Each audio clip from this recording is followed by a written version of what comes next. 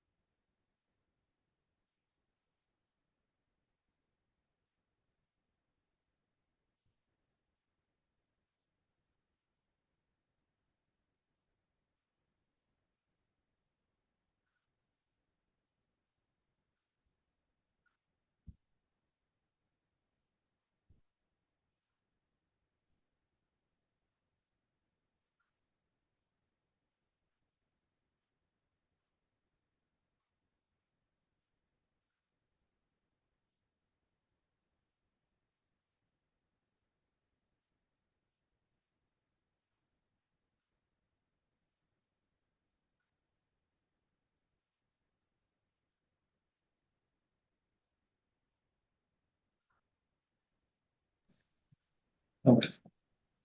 Sound like okay. Green evening to everyone, and a warm welcome to all our esteemed participants, student, academic professional, and the industry expert joining us today for the special event. I am Tanush, honored to be a host for today event. IGEN debate session.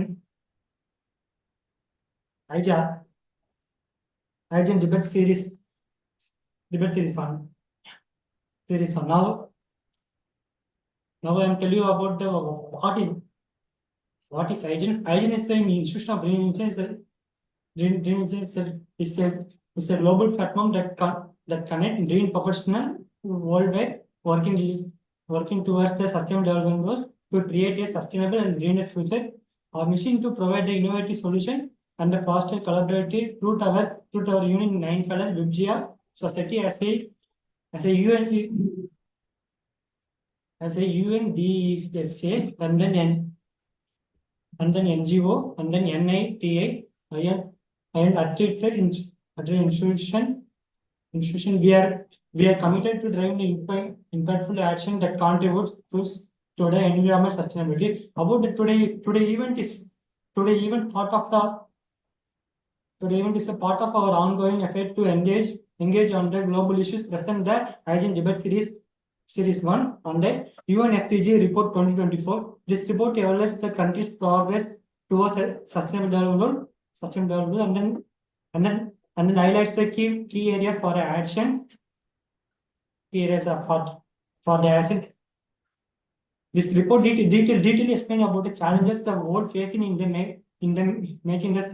making sustainable towards achieving the SDGs. The report also highlighted where action must accelerate, particularly in the critical area undermining the SDG progress, climate change, peace and security, inequality among between the countries. Our debate unitates the student, academics, and the industrial expert to discuss the report, share the knowledge, and then explore the solution. This is the valuable opportunity to deepen our understanding of the SDG and contribute to the sustainable development goal. For the participant, we encourage all the participants to actively engage in the discussion through the IGEN SDG channel on YouTube. Your contributions are valuable by the participating. You also have the opportunity to receive the digital certificate acknowledge Apology for involvement. Without further delay, we introduce our listener panelists for the event. Dr. Elta Mesa, as the president of the IGEN, he has been instrumental in the leading numerous initiatives and focused collaborated that drives our mission further. Please join me in welcoming Dr. Elta Mesa to lead today's debate session. Thank you, Dhanush. It was a very happy start today.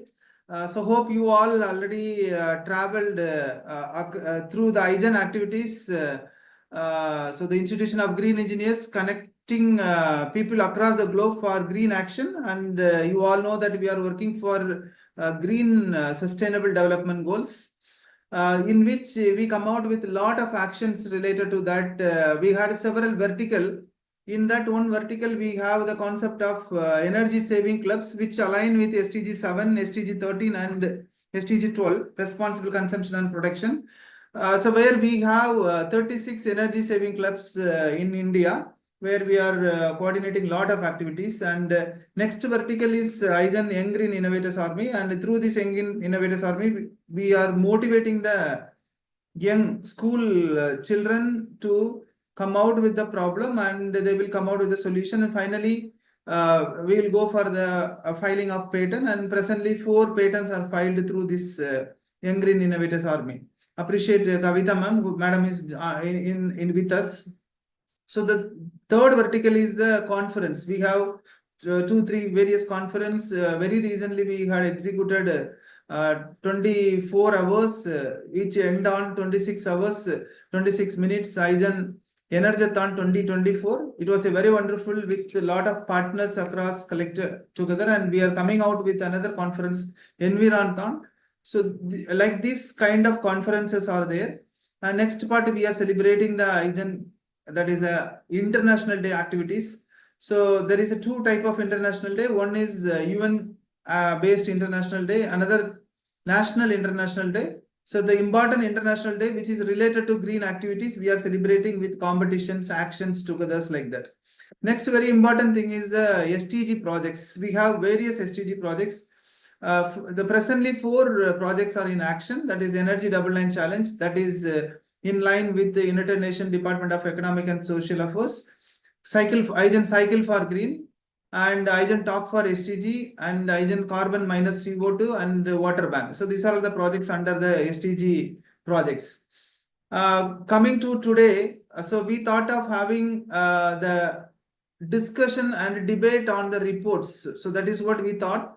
And we come out with the action on debate session. So this is the first debate session today. The idea behind this debate session is the most of the students community, most of the academic community, industrial community, presently when we go for the case study, maybe we conducted a case study with all our 35 35 energy saving club student community. It states that 95 to 96% of students, they are not in a position to read any type of reports, technical reports, which I am talking about. So when we talk about the faculty professors also, we had a feedback of 80% again. They are not aware of technical reports, UN based technical report. They are not in a position to read the technical report. Industry people, we not conducted the survey.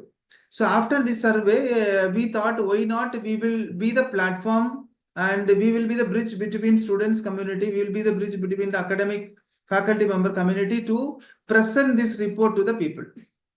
So that is the idea. So then we okay, the first thought process, then we come out with the action stating that the SDG index, that is the index report 2024, very recently 2 weeks back, it is released by UN. And that is what today we all are here. This session will have 3 rounds.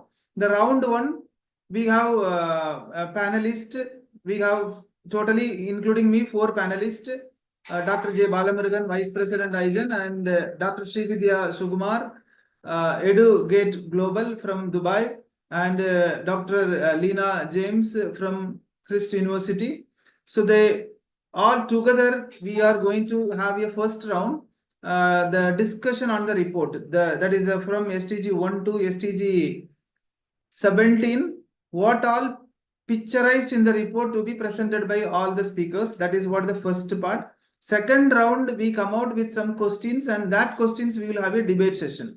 In the second round, we have the sub speakers, Professor Suresh, principal here, and that is a Earth to Date Research Foundation head CEO is here, and another two speakers are going to join with them. With the panelists, we are going to have a debate session in the second round, and the third round we will have a discussion.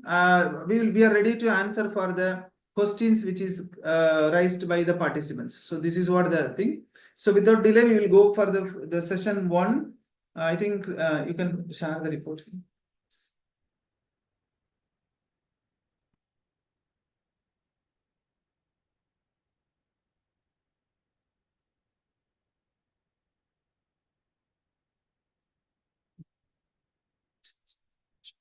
Okay, so this is a report that is a Sustainable Development Goal Report 2024.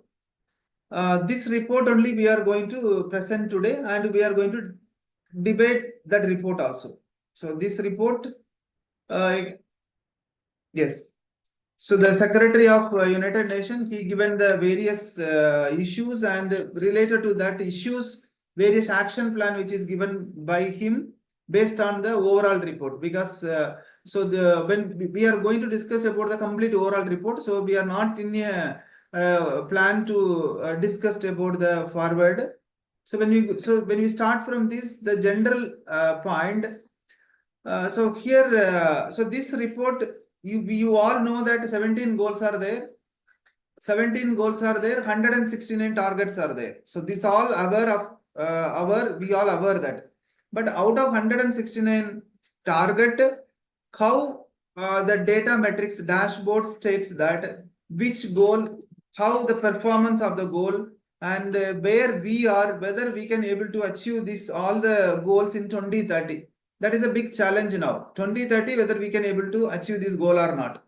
So this is what the discussion, and so again the index, there is a ranking is there. As 193 United Nations member states are there. Totally 193 United Nations states member states are there. And happy note that the Finland with 86.35 mark placed the first position, and the second position Sweden 85.7, and the third position Denmark with 85. And this Finland, Denmark, and Sweden are the three countries regularly 1, 2, 3 like that will be there. When you see the last 2023 report, 2022 report, one time Sweden will be there, one time Denmark will be there. The competition between these three countries only, who is first. The why they are first is more than 85 to 90% of their country waste is converted into the useful one. That is a big outcome of this rank. And India in a position 109th position out of 193, 63.94, that is a mark rank. Okay. So the next we talk here, average SDG index score by the selected country group. What is we had an average index score. High income countries, average index score is 76. BRICS countries 64. Small island 63. Lower income, that is 47. Overall, the presently that is only 63 is the index score. Overall score is 63. With this note, we will go directly to the report. That is this is the first. It indicates that the current status of the SDG, whether we are in the track or not. Yes, we are not in the track. The report states that out of 169 target, 139 can be assessed using 2015 baseline data. So there is a baseline data is there for this report. What is meant by baseline data? So some landmark or some benchmark is given based on the 2015 data. Based on that only, this all the data calculated till 2023. Till 2023, all the data are taken, but the baseline they kept as the 2015 as the baseline. But again, out of 169, 135 target only the data are there. Remaining 34 targets, it lacks the sufficient data. That is what it states that. So with reference to this, it states that it finds that only 17% of STG target on track. It is not a happy news. It is a alarming news for us. Only 17% of STG on track. 48% of STG. I am talking about the targets. 106 out of 169 targets. 17% of STG target on track. 48, almost 50% are moderate, and 30% is minimal, and 18% is average. It is little okay, but 17% in most dangerous condition. So below the baseline 2015. So this is about the progress of the STG, overall progress of the STG, and that graph also, this graph also indicates that how the performance is there. So next, the data is very important. The data is very important. The assessment, STG, that is a progress assessment, is affected by ongoing challenges in the availability and timeline of data to monitor all the goals. So we need a complete data. So this data also presently the challenging is there. Let us see. This graph indicates 2019 and 2024 analysis with respect to the, which I am talking about, the down 2019 and 2024. This is goal number 1 to 17 with reference to the, that is a percent, with reference to the percentage by based on this, it states that, let us see goal number 13. Goal number 13, when compared with goal number 2019, year 2019, it is increased, but only 17% only data available for SDG 13 climate action. Again, it is the data which is received and the analytics which is done and the result which is given by the SDG 13. This graph indicates that only 17% only they received the data. Out of this, SDG 7 is the number one. 82, the black indicate, this black graph, 82% data they received for SDG 7. Partnership also it is increased. SDG 17 partnership increased to 60, increased from 40 to 60. Very dangerous one is the SDG 13, very less data, and SDG 12, fantastic. Last 2019, it is only 7% data SDG 12, but now it is almost 45% data it is received. Like that, we can tell lot of things. This is about the data. The reason is now the people are talking about data analytics and all this. Without data, if you are coming out with the result, no, so we can't able to justify the result. That is the reason, because the SDG 13 is the pioneer goal, and this SDG 13 interconnect all the goals. But this graph indicates that very less, below 20% only SDG 13 they received the data. It is how it is a very not in a good news.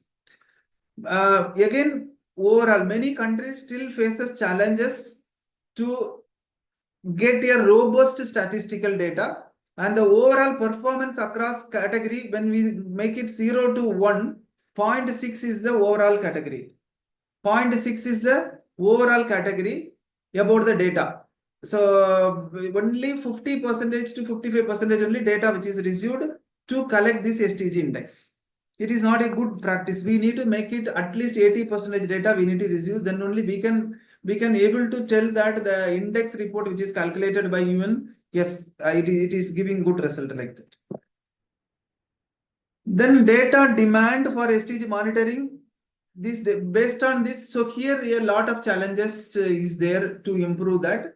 And the okay, so next part is data openness have improved, and now the lot of data analytics tool are there. Based on this data analytics tool, there is a lot of improvements are going on now. Maybe another 1 year, 2 year, we can able to go for a lot of analytical data, and the strengthening partnership is key to more inclusive data. So what they suggested here, Strengthening the partnership. Strengthening the partnership will help to give the data. Let us example, Denmark, they have very strong data analytics tool. So this good practice data analytics tool to be presented to all other countries so that all other country will give the information based on the data. So this is what states as the general information.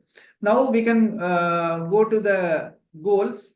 That is, I am very happy to invite Dr. J. Balamurugan, Vice President of IGEN, and he is a Senior Manager of TEDA. And he is going to give you the essence on goal number 1, no poverty.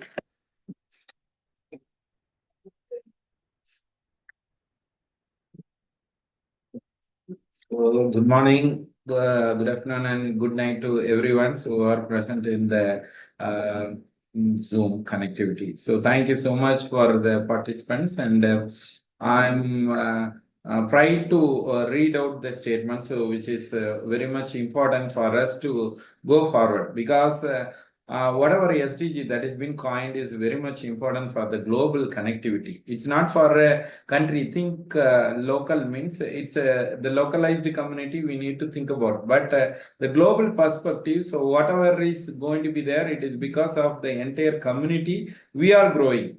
So in such case, we need to have importance of the statistics, because no poverty, the goal number 1, it is very much important that we need to understand that no poverty. So it is such a wonderful goal that without knowing this poverty line, so where it is being connected and what people are doing about, we need to think about what is the economical point of view. So when we are growing means we think that we are growing biologically, but economically it is very much important that the entire world is growing with the economic point. The COVID-19, so this is the scenario where the entire world had a transformation. So it is very much to know about 2015 to 2020. So might be, so that is the benchmarking area where people could understand this. The COVID has brought the most economically stronger section to a weaker section, and the weaker section has become lesser weak, or it is more to understand that the poverty line has made it possible that they are no more into the line itself. They have gone downtrodden people. So we need to understand the statistics. Extreme poverty rate has returned to the pre-pandemic levels except in low-income countries. Who are all the low-income countries? We need to understand. So we have 5 continents, means we could understand that the Nordic countries have a very good importance, that as sir was talking about. So Norway and Sweden seems to be the toppers. So they have economically stronger, even though the recession rate and the economic rate is going to be in a higher value, but still people could see that the poverty has not come to these countries. So that means to say the economic is only dependent on the government. So the government is taking up lot many steps. So we could see that the statistics of 70 million people of 9% of the world's population lived in an extreme poverty level, an increase of 9% of the world's population. So that means to say 23 million people over 2019. So that means to say the statistics that 12 million people, so who are into the poverty line. So that meant to say that most of the people are in poverty only. So we could see that it is rated in number 1, means it means to say that this need to be increased. So in the 75% most vulnerable countries, there are 196 countries listed in United Nations. We could see that 100 countries are in the list. So where the poverty line has not been decreased. So this is very much pathetic to understand. The graphical data is also given, which throws equal importance to it. So where the 2015, where it was high, and it has been reduced to a normalcy to 2009 to 10, and suddenly by 2020 it has increased to a greater height, and now it has surged. So we could see that the working poverty has declined, but still affects 241 million workers.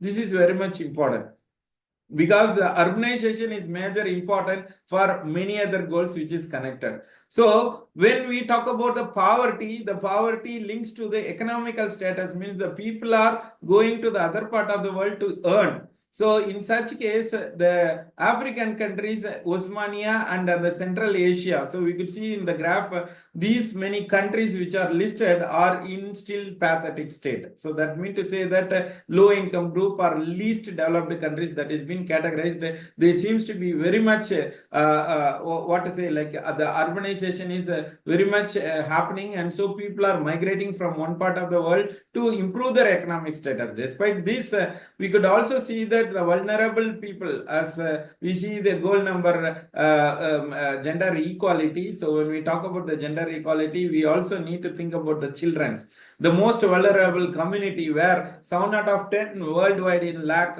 more protection coverage. So that means to say, so they are more vulnerable. The children are being affected with the diseases without any food, or the good food is not there with the nutrients. So that need to be given, means the kids don't get these nutrients, means when they grow up, they are the risk to the community. So we can understand that more than this percentage, which was in least percentage when it was data pulled through 2015, that has surged a lot by 2020, and now it is to getting into the normalcy. So effect to reduce disaster impacts and risk have not been streamed billions in economic losses. So this is need to be addressed very much, because least developed countries are the people where the poverty line seems to be in the baseline. When they wanted to grow up the economical level, when we talk about the next goal, so we could see that no hunger means in an economical point, when an employee is given 200 rupees, they give it as $2.18. So that seems to be a per day wages that is being given to the people. If that is not being fed to the individual, they could not go ahead and do about making feeding to the children. So this goal need to be integrated. So when we talk about the children, so they could not feed because the employment opportunities are very less. The government participation, spending on the essential services. What are the essential services that we need to think about? It is about the encompassing education, health and social protection. So this is very much important. When we talk about education, the primary education seems to be very much important, because the people learn to read and write. That is very much important. And then going to health condition,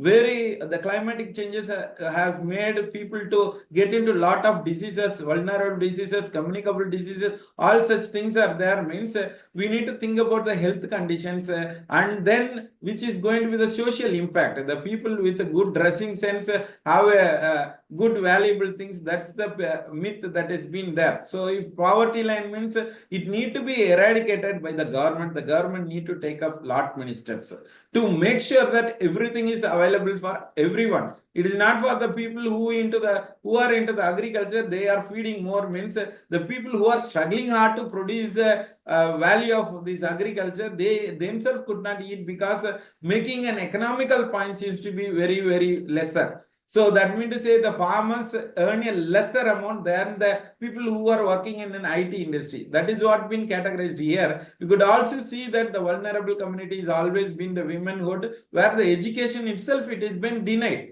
So we could also see the people lesser than age group of 5 suffer from all sort of shunting. So that means to say, so even the basic nutrients is not being fed to these children. It is to be noted that these kids we are feeding the dogs and other animals, where ecology is about all the birds and creatures. But we need to think about the kids. They are malnutrition. We could see that the malnutrition has not been fed because the farming, it is because of the zero hunger, whatever goal we are talking about, the zero hunger need to be brought to every individual, means the government need to take up the steps to match the poverty line between the baseline and the other what to say, like economically stronger section. Between 691 million and 783 million people faced hunger in 2022, considering the mid-range of 735 million. That means to say the population might be of 750 as of now. That the 1 and 2 makes it that the entire population is suffering from all these 2 goals, so which need to be addressed.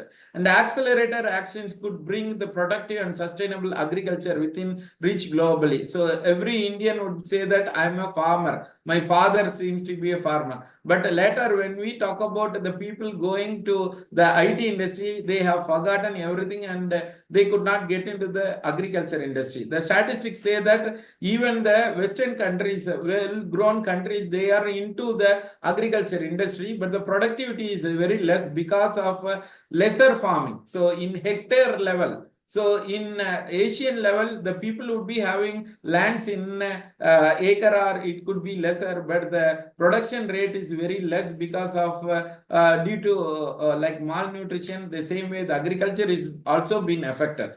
This need to be addressed, and we could see that the accelerated action means new technology need to be integrated for a sustainable agriculture, where the technology would be binded to bring about the change to the society. So the global government spending and aid on agriculture, it has been a surge in economic challenges. That mean to say that the countries like Oceania, suburban Africa, Australia, all seems to be an improving trend. The government spending reflects that national priorities can be directly responded to the economic and social changes such as COVID-19 pandemic, natural disasters or inflations. So this need to be taken care, because number 13 seems to be the climatic changes.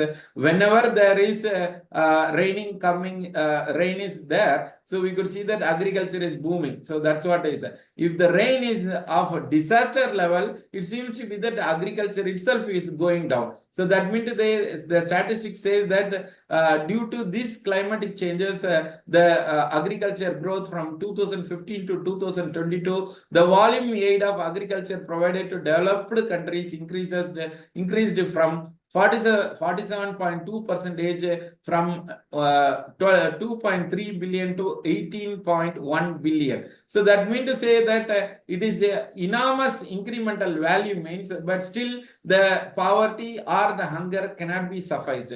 So we need to have more countries to be added up, means we need to increase the productivity. The productivity is also to be shared to the other part of the world, where the statistics gives that nearly 60% of the countries face moderately to abnormally high food prices. This is need to be addressed. During the COVID period, although agriculture industry alone contributed more, but the price tag was not of normal level. It was in a higher level where the affordability was not possible, and we could see that this is where the people need to think about, and the price tag need to be reduced. So thank you so much for the first two goals. The rest I would join with 6 and 12 and 13. Thank you, Dr. Bala. It was very nice given the brief on goal number 1 and goal number 2. Yes, rightly talking about it is very important. That is the reason it placed in the first number 1, goal number 1 and goal number 2. So it states that the average, when you look on that, it is not in the track because the underdeveloped countries still hunger is there, food is a big problem, and again the sustainable agriculture is not in practice. Like that, lot of challenges are there. So I'd like to welcome Dr. Leena ma'am from Christ University. Madam, please introduce yourself first, ma'am. Little about you. Then after that you can go for the presentation of goal number 3, goal number 4, and goal number 5. Welcome, ma'am. You can introduce. Then you Thank can you. Thank you. Very good morning, good afternoon, and good evening to all participants and my co-panelists from different parts of this globe for this wonderful discussion on UN SDG Index report of 2024.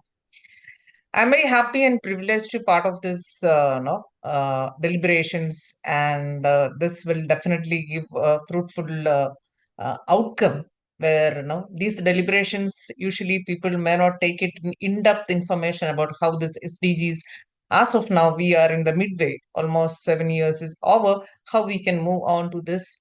And this deliberations specifically we are giving one by one that definitely help us to look forward and to make sure that now we can see that SDG is a buzzword and people are taking from different perspectives, with the politicians or maybe the leaders or industrialists or even NGOs and even the universities also taking part of it.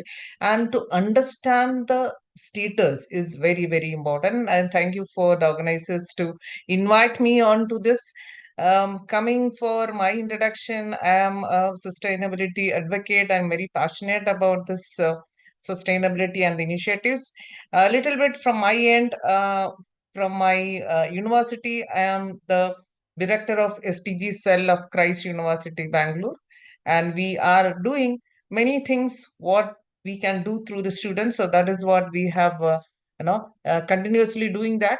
And coming to the other part, I am also involving in many of the forums where propagating or maybe giving information about the sustainability.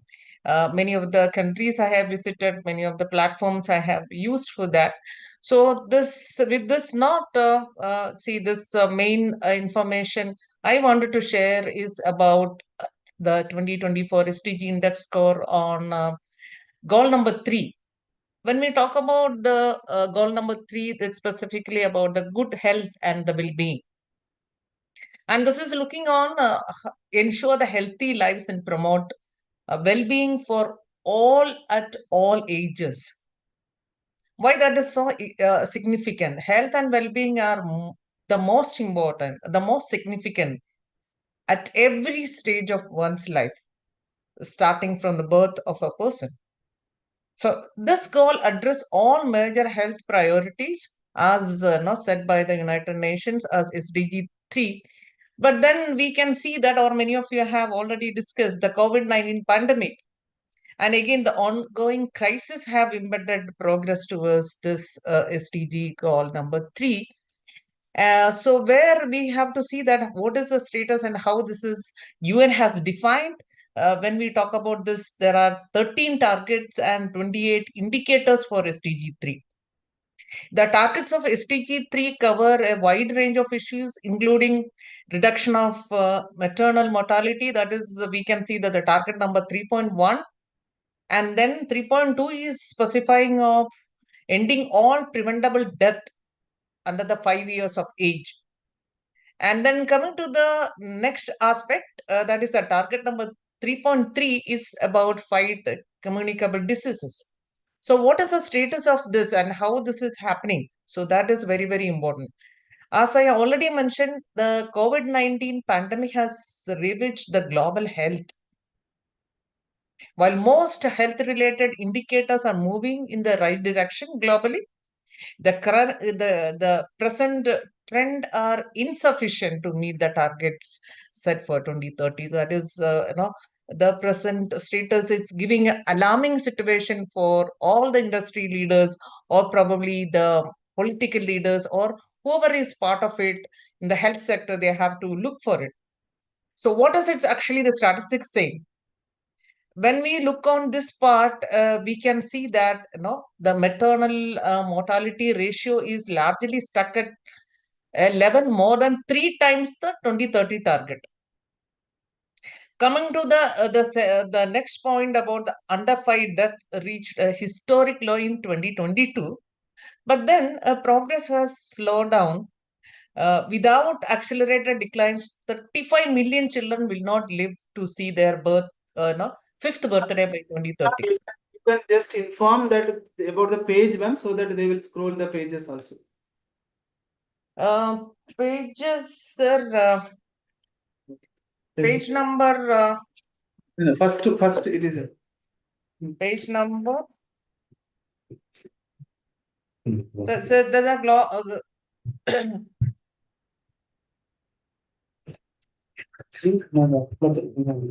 Sir, are you see the Yes, ma'am. You can able to see. the number 3, the good health and well-being. Correct, ma'am. You can able Page to number not able to. no, not page, ma'am. Yeah, are you able to No, follow? not ma'am. Now you can see. No, this is the page you are discussing. No. Correct. Yes, yes. You can tell when it is going to the next, ma'am. So that now it is page number 12. Yes, yes, yes. Okay. Fine. So what I'm saying that this is overall statistics. I am not going in one by one, but the overall understanding I'm giving on the call number 3. That is fine, sir? Yes, ma'am. Okay. So what I was saying that under 5 death reached in a historic low in 2020, and around 35 million children will not live to see their fifth birthday by 2030. So this report is saying the global response to infectious diseases have saved millions of lives and paved the way for healthier communities. So this all it's giving a situation how we have to move forward. So the world is not on the track to achieve the goal 3. Changing the course requires prioritizing the achievement of universal health coverage or strengthening health systems or investing in disease prevention and treatment and so on and so forth. So that is the area where the policymakers or maybe the governments or maybe the other people related to the health sector has to move on to that. Then there has been some progress on improving the global health in recent years. Also, we can see that. For example, 146 out of 200 countries or the areas have already met or are on the track to meet SDG target on under 5 mortality. That is what the report is saying. Then again, about the effective HIV treatment has cut global AIDS related death by 52%. That is from since 2010, and at least one neglected tropical disease has been eliminated in 47 countries. However, insufficient progress was made in other areas, such as on reducing maternal mortality and expanding universal health coverage. And again, another important situation we have to see that, as per the report, it's saying globally, approximately 800 women died every day from the pregnancy or childbirth since 2020. Then another statistic saying that 381 million people were pushed or further pushed into the extreme poverty in 2019 and later due to the out of pocket payments for health, and this is a very alarming situation. Then again, the childhood vaccination have experienced the largest decline in 3 decades. That is one another aspect. So to overcome these setbacks and address long-standing healthcare shortcomings, increased investment in health system is needed to support countries in their recovery and build resilience against future health threats. So this is about the SDG 3. Moving on the SDG 4, sir, it's next page. Quality education, progress towards quality education.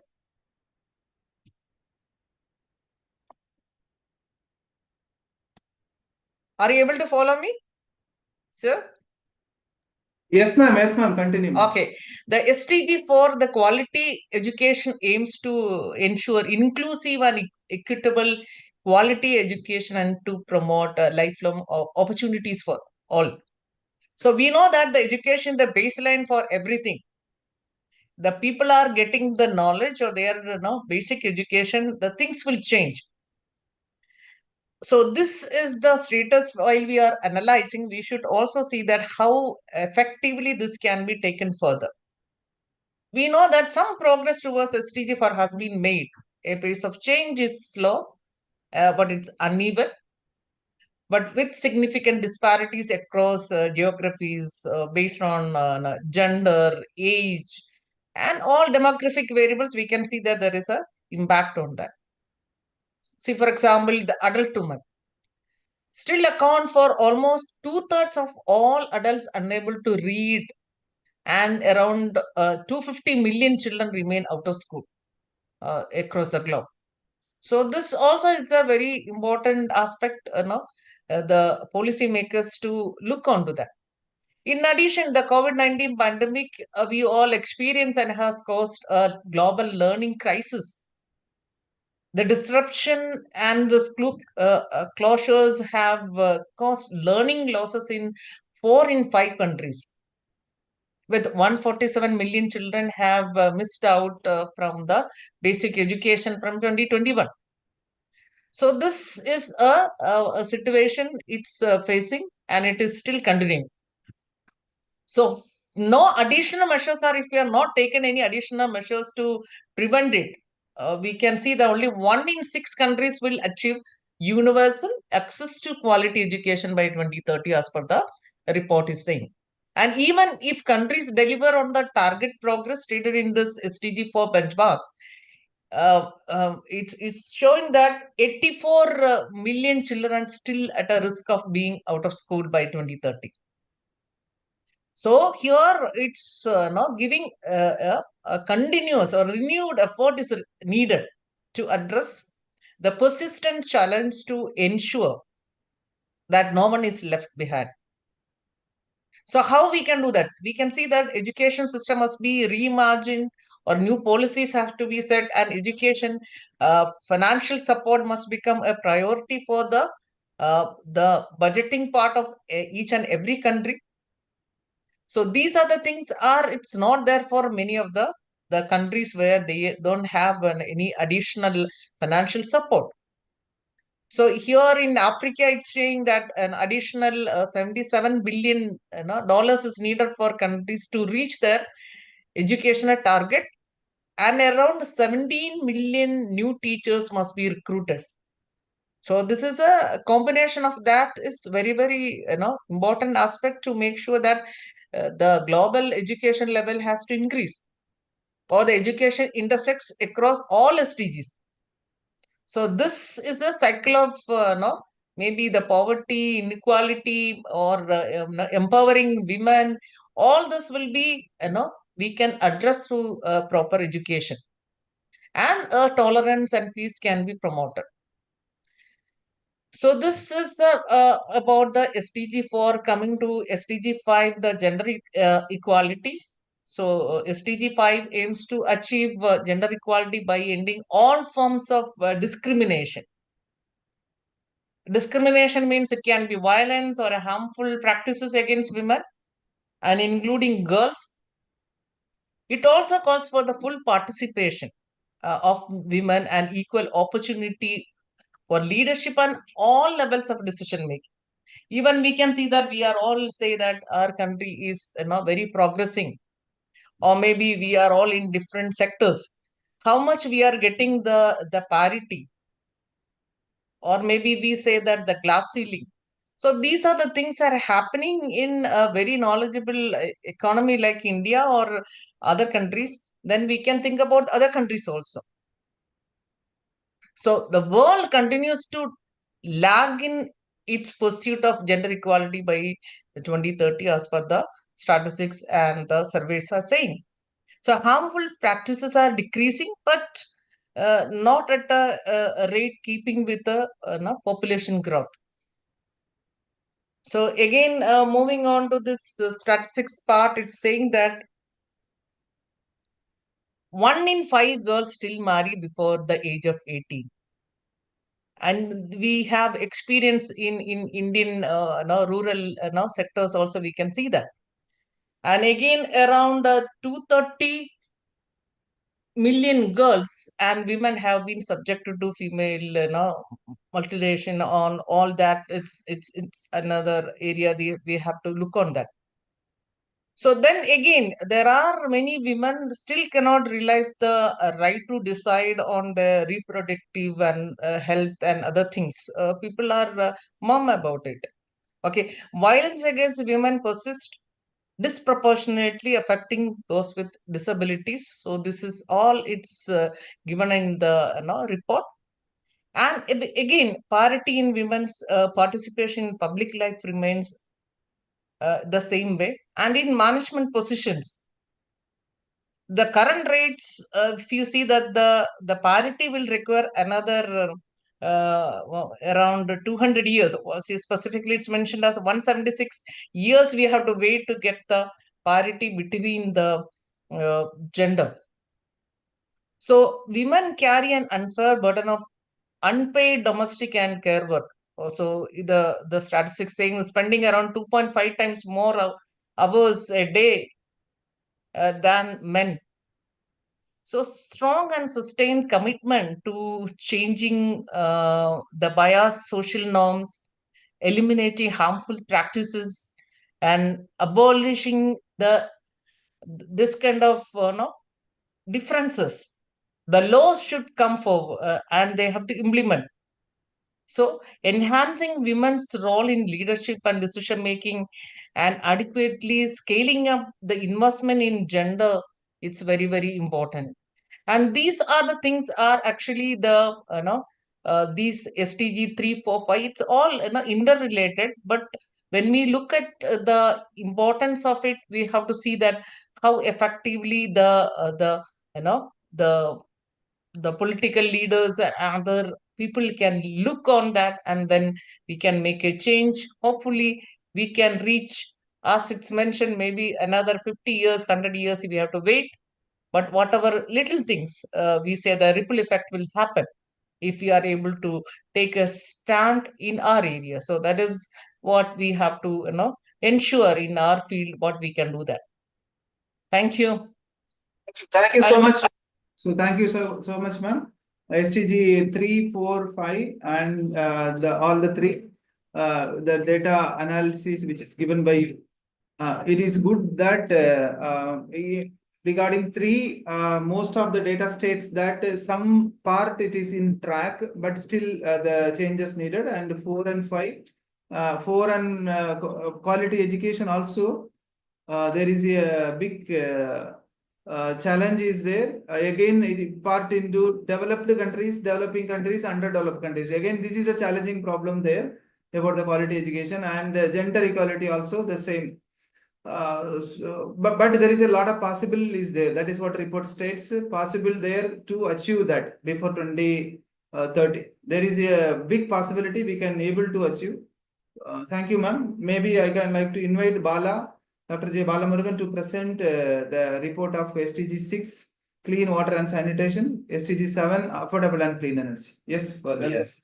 Yes, so thank you so much, ma'am. So for giving a greater insight of all the 3 goals. You could also see that in your data. So the vulnerable community seems to be going through a lot of pains. So where the mother earth, we are talking about always the mother earth, but all the mothers are being pastures and painful things are going around, means it need to be addressed. We always talk about the gender equality, so that's where in our panelist also we could see that lot many ladies are there. So hats off to IGEN activities that is going around the world. So we could see that the equality is being emphasized. So coming to the goal number 6, it seems to be the clean water and sanitation.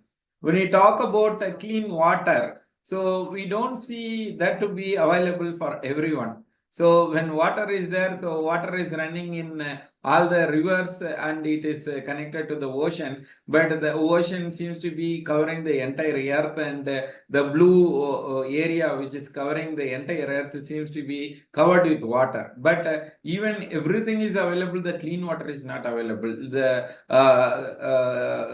girls and ladies who are running the family, so they need to go or walk beyond more than 10 kilometers to fetch the water. So this is what the statistics talks about. Despite some improvements, progress in water and sanitation remains insufficient. That's what been the word which has been coined there. The current speed in 2030, 2 billion people will still live without safe water, that is manageable water, which could not be used for drinking purposes, and 3 billion without safely managed sanitation, and 1.4 billion without basic hygiene services. This seems to be very troublesome, because when we talk about water, it's not about the drinking habits, but it is also used for sanitations and other purposes.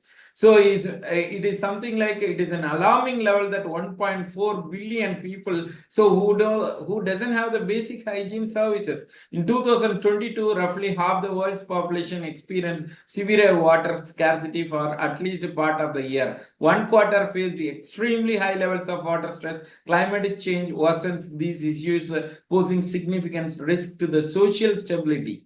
So this is very much important to be addressed here. So while 153 member states share transboundary waters, only one region is on track to cover all the transboundary rivers. That means to say, today we see, I can give you an example that when it is going to be rain, then the water would be shared with Tamil Nadu. So that's the statement given by the nearby states. So that means to say every river water resource which is available in one state is to be shared with other state, means the international borders is also having such issues. So that means to say 153 member states could not share their water. So the commitment is very high.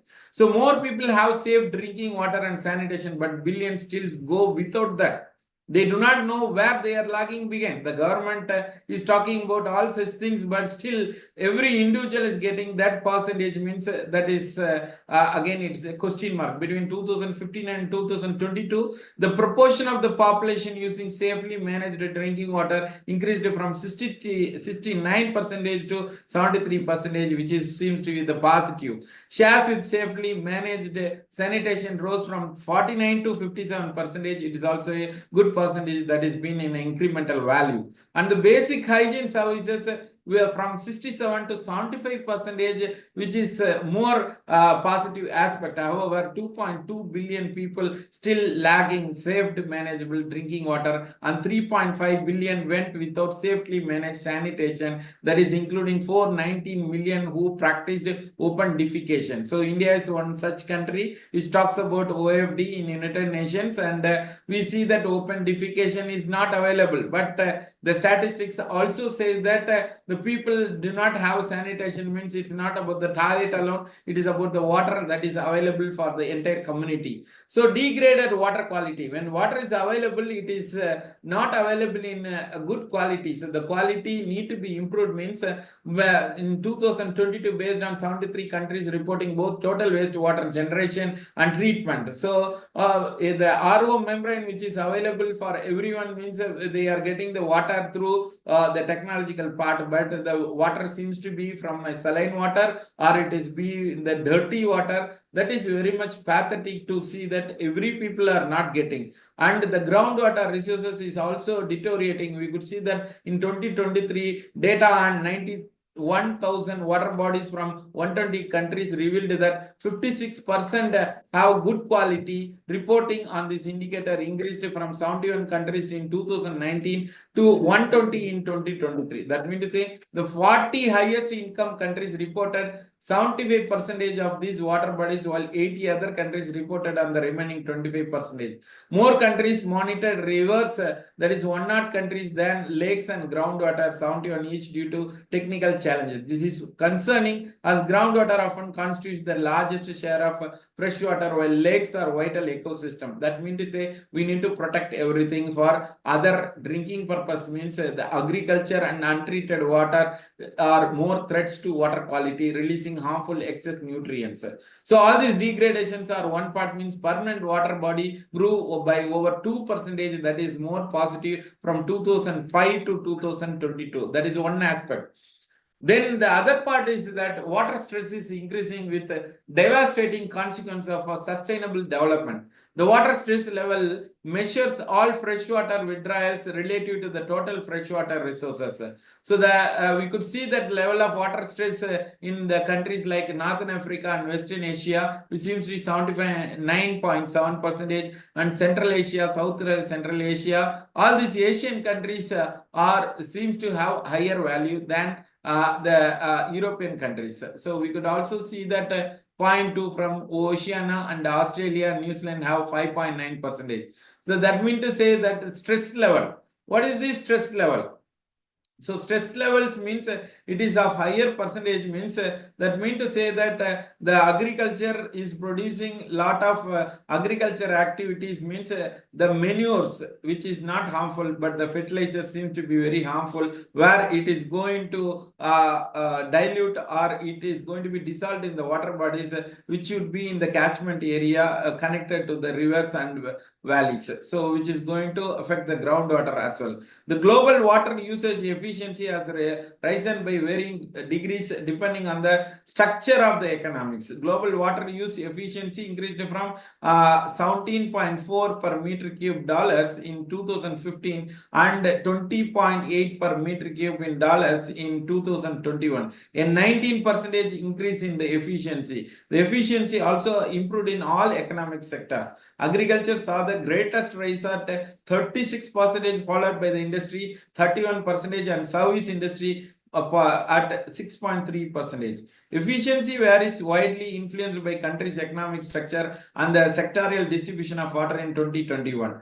So these are all one thing. So going to the integrated water management boost resilience to multiple crises, including the climatic change. What is that integrated water management? So one resource is going to be pulled in at a water tank, and this is going to be distributed to the entire community. So as such, we could also see that in Tamil Nadu and other areas, water pumped from these many rivers. It is, although it is not perennial rivers, we could see that the water is being pulled in for all the people, and the communities are getting good thing. So when we talk about water and other things, we seems to see know that the utility is one such thing. It is about the water which is being distributed, or the other thing is about energy. So we are talking about clean energy. So the energy pyramid has a lot many things, but coming to the sustainability triangle, we could see that affordability is the main point, and the affordability leads to the reliability. So when affordability is there, reliability is not there. When the reliability is there, only there comes the sustainability. When all these three angles are going to be fulfilled, then the sustainability would be coming up. Coming to the seventh goal, it is about the affordable and clean energy. When we talk about affordability, the energy was not available. And when the energy was not available, everyone was thinking about the connectivity through the electrical grid. Now we could see that everyone is enjoying some electricity because of the decentralization concept, where the clean energy has given a pathway to connect them with the power as a decentralized grid. Considerable strides have been made in achieving sustainable energy targets. This was the target where Ramesh has given a positive aspect, where it is reached more than 75%. The number of people lacking access to electricity dropped from 950 million in 2015 to 685 million in 2022. That is a positive aspect, where the people are getting access to electricity. The number without clean cooking fuels declined from 2.8 billion to 2.1 billion over the same period. That means to say, decarbonization is one aspect of energy needs. Decarbonization means we see that there is a black fuel which is connected to the grid, which is about the carbon fuel. When it is red fuel, the transportation need to be changed to the other alternative mode. But coming to the fuel, cooking fuels, so it is the considerable effect which need to be made, where still the people don't have clean cooking fuels of technology, which cannot be reached by 2030. That is the record which is giving up. The number of people lacking electricity access grow for the first time in the decade. So that is by 2020, where the COVID made it possible, and by in 2022, although the global electricity access rate held steadily at 91%, 685 million people still lacked electricity, 10 million more than in 2021 due to population growth. This marked the first such increase in the decade. Means this need to be made as a record, because the data is very much important, that whenever there is a natural calamity, there seems to be an increase in connectivity also. So when people are sitting in the home, we need the electricity. The affordable electricity is there, means then it is a question mark, that when everyone is sitting in the home enjoying something, the electricity need to be generated all the time. So that means to say, this microgrid or mini grid or off grids which is available throughout the country, the central grid cannot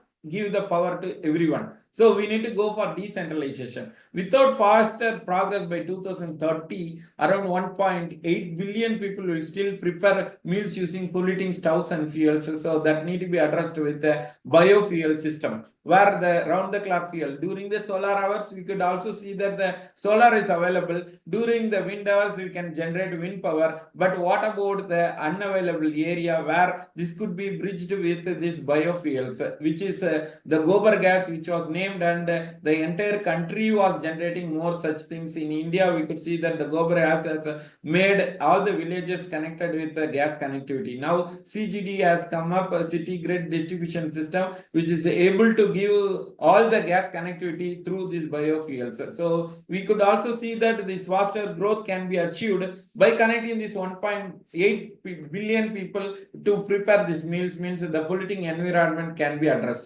Electricity as at a front end in the shift to global renewable energy hurdles, means remains in heating and transport. This need to be addressed. Every part of the world is generating power, but the consumption pattern seems to be in two areas.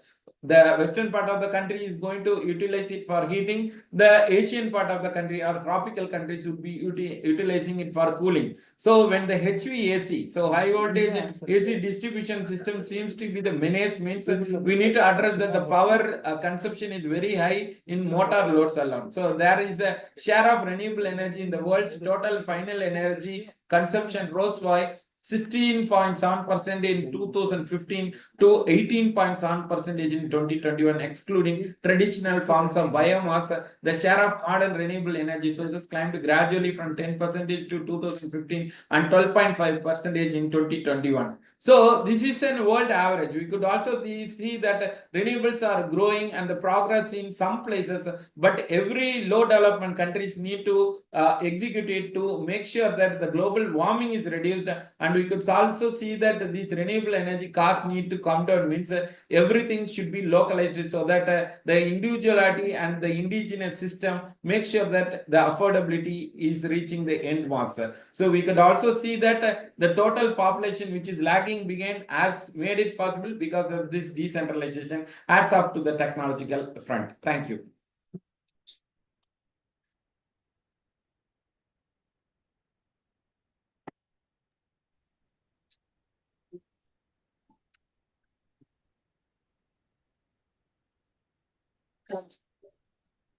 Okay, so thank you, Bala. So it was very nice data presentation of SDG 6 and SDG 7. This two is very interesting, water and energy.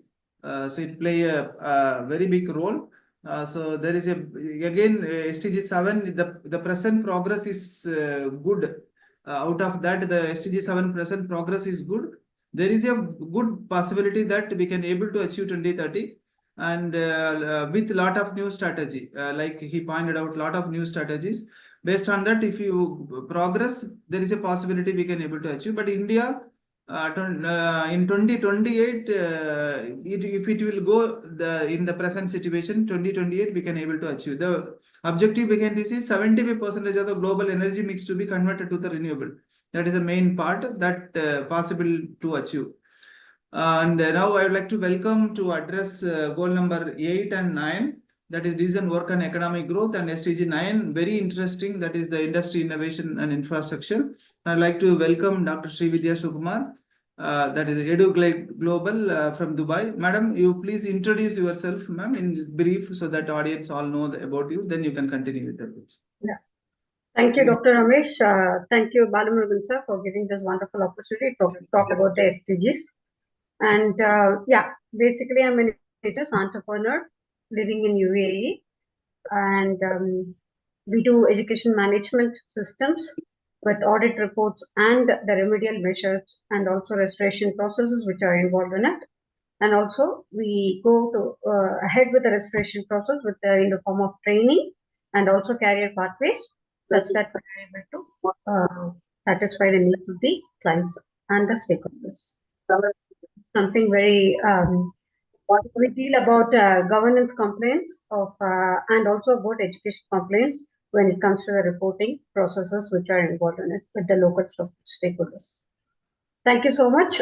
Well, coming to the point of decent work and economic growth.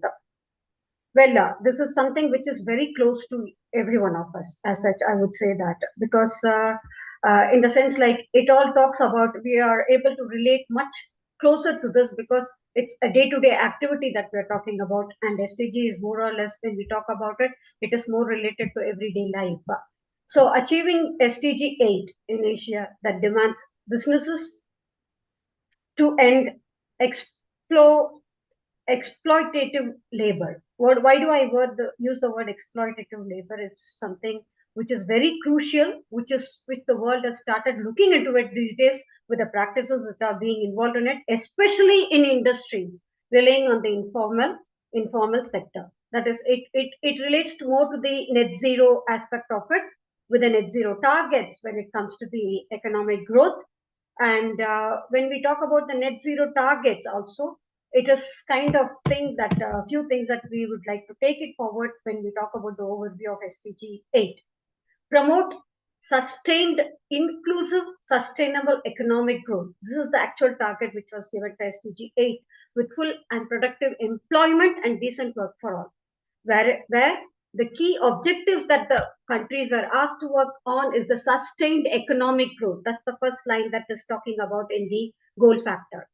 Achieve higher levels of economic productivity through diversification. Means if something is not suiting, you can diversify your line with the technological upgrading and the skills and the innovation.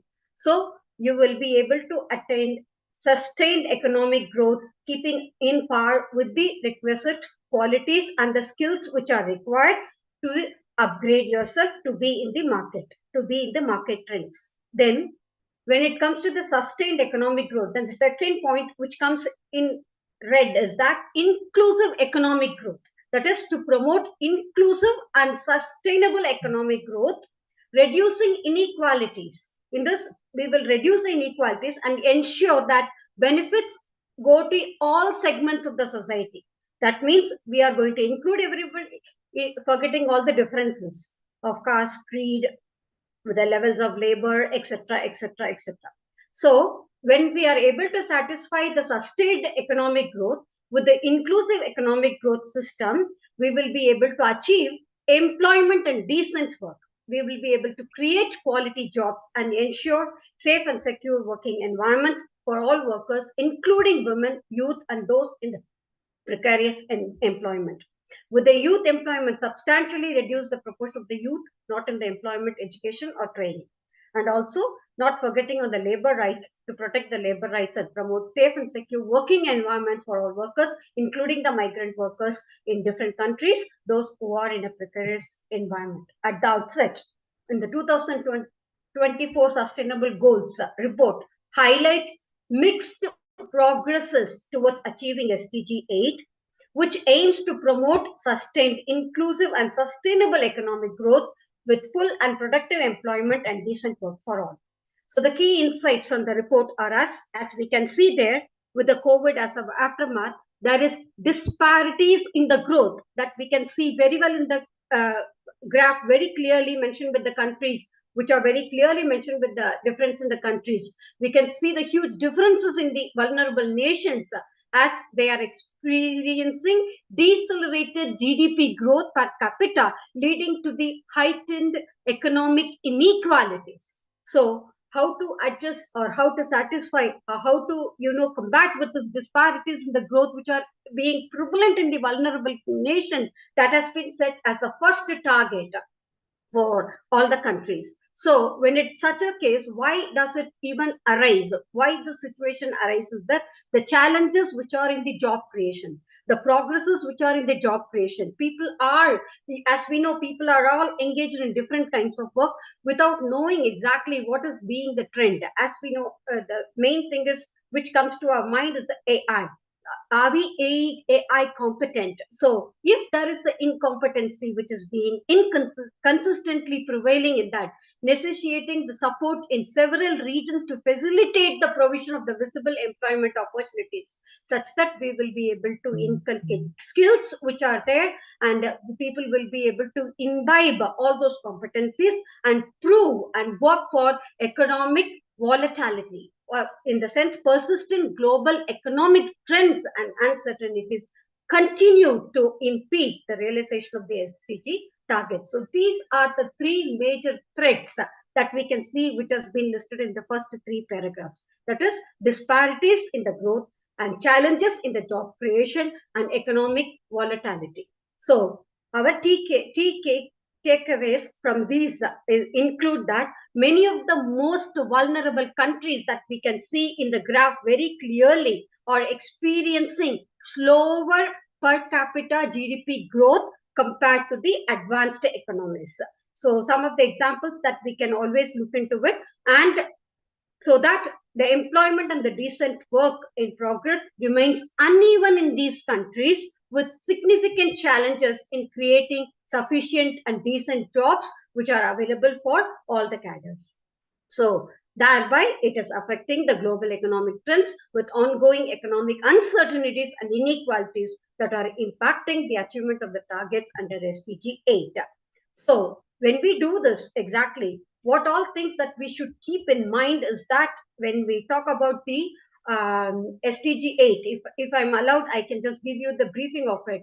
Over the whole report shows the progress of the past 25 years. Number of workers who have been living in the extreme poverty has declined dramatically despite the lasting impact of 2008. See that we can see the graph which is moving from 2008 economic crisis and the global recession part of it, which is not compromised at all. And in the developing countries, the middle class now is able to make that 34% of the total employment, and the number has almost tripled from 1991 to 2015. That's what the graph shows.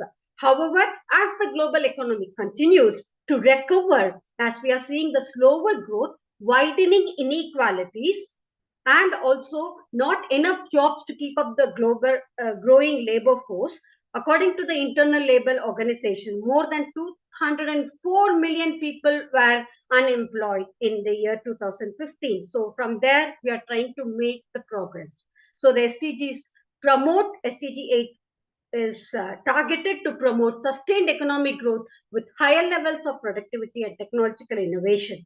So technological innovation is the one which is going to be the stress area, or which is going to be the target, which is the key target which is being stressed over there. Encouraging for entrepreneurship and job creation are the effective measures to eradicate the forced labor or the slavery or the human trafficking, which are the threats which are being prevalent in the vulnerable countries. With these targets in mind, the goal is set to achieve the full potential and productive employment and decent work for all men and women by 2030.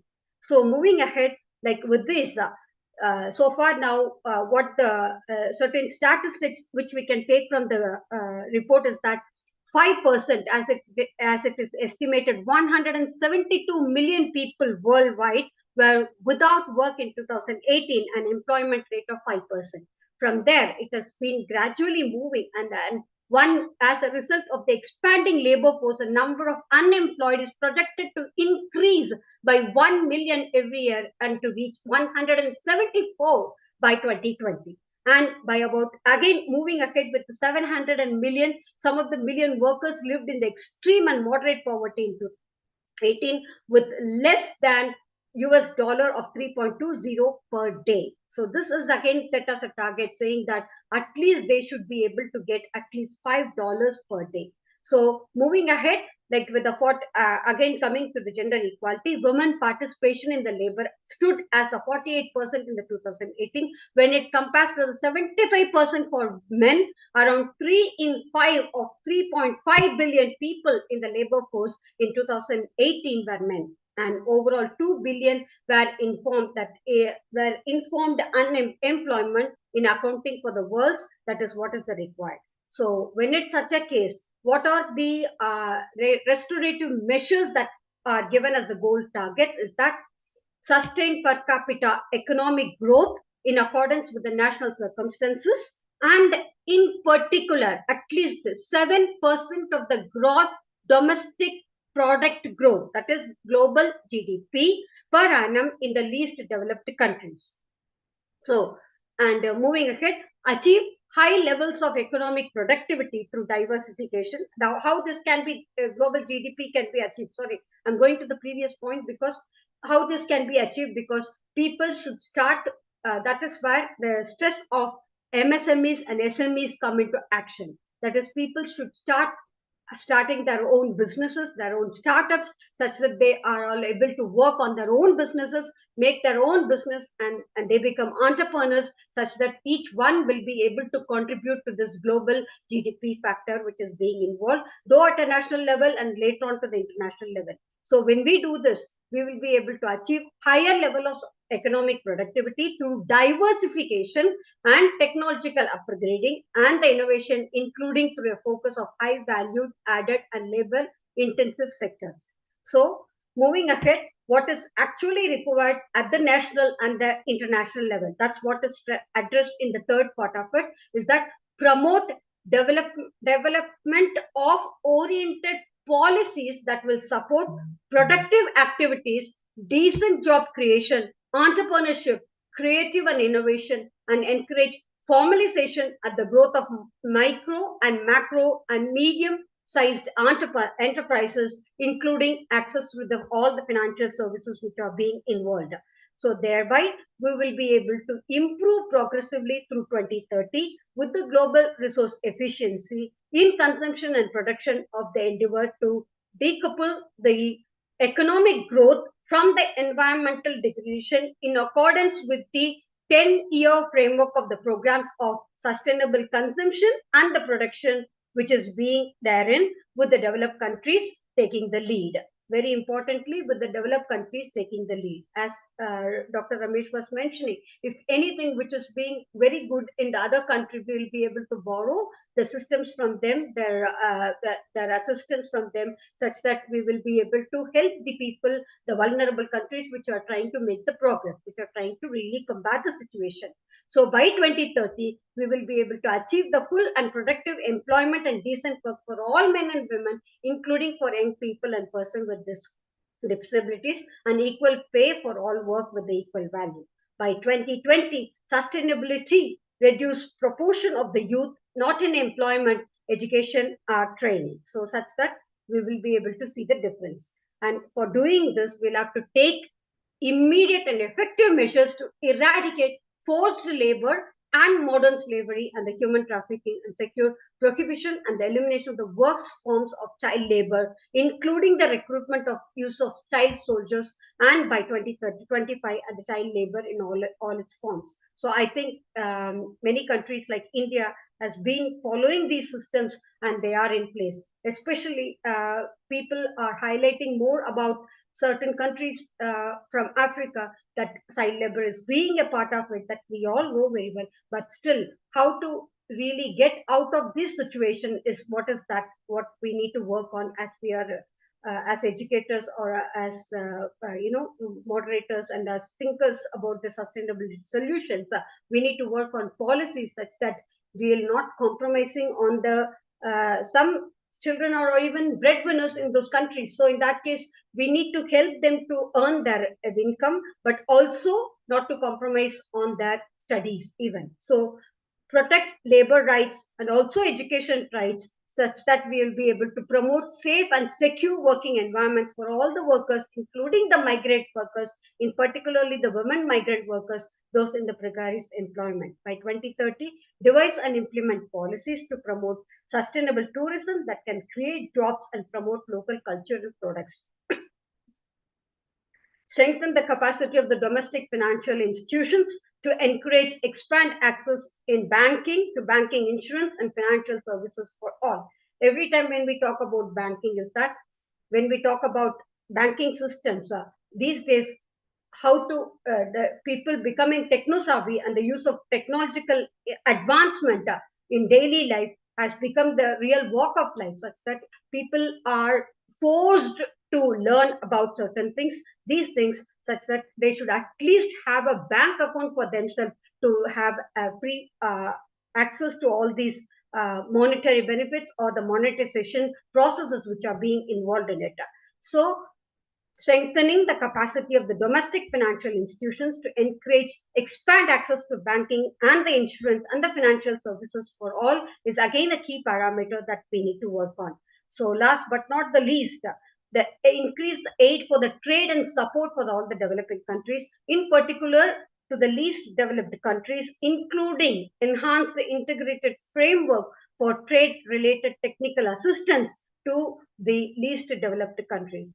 So it's like a barter system that has been prevalent in all the trading through the years, through and through. As such, we should go on with that. At least if people are not able to buy the goods from that, at least there should be an exchange of goods that should be really welcomed, so that people will be able to work on it. So by 2030, we'll be able to develop and operationalize a global strategy for all the group youth employment and implement the jobs pact of International Labour Organization. So if we are going to work on all these restorative practices, definitely we'll be able to achieve the main motto or the objective or the rationale, whichever way that we take it, of SDG 8.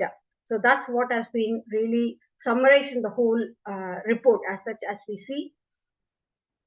And moving ahead, if we talk about our next goal, is that goal number 9, industry, innovation, and infrastructure. This is again following suit with exactly what is mentioning.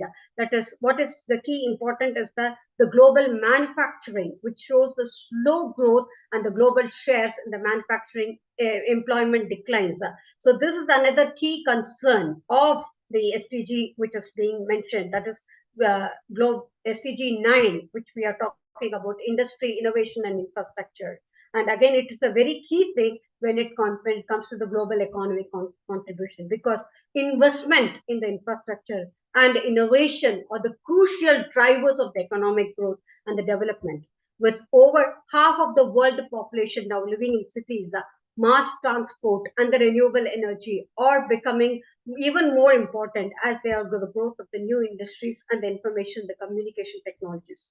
So the technological process is also the key to finding the lasting solutions to both economic and the environmental challenges, which are so prevalent. As we can see, the statistical data which has been given as a comparative study between the countries, such as providing new jobs and providing energy efficiency and providing sustainable industries and investing in the scientific research and innovation projects, and all are important to facilitate the sustainable development.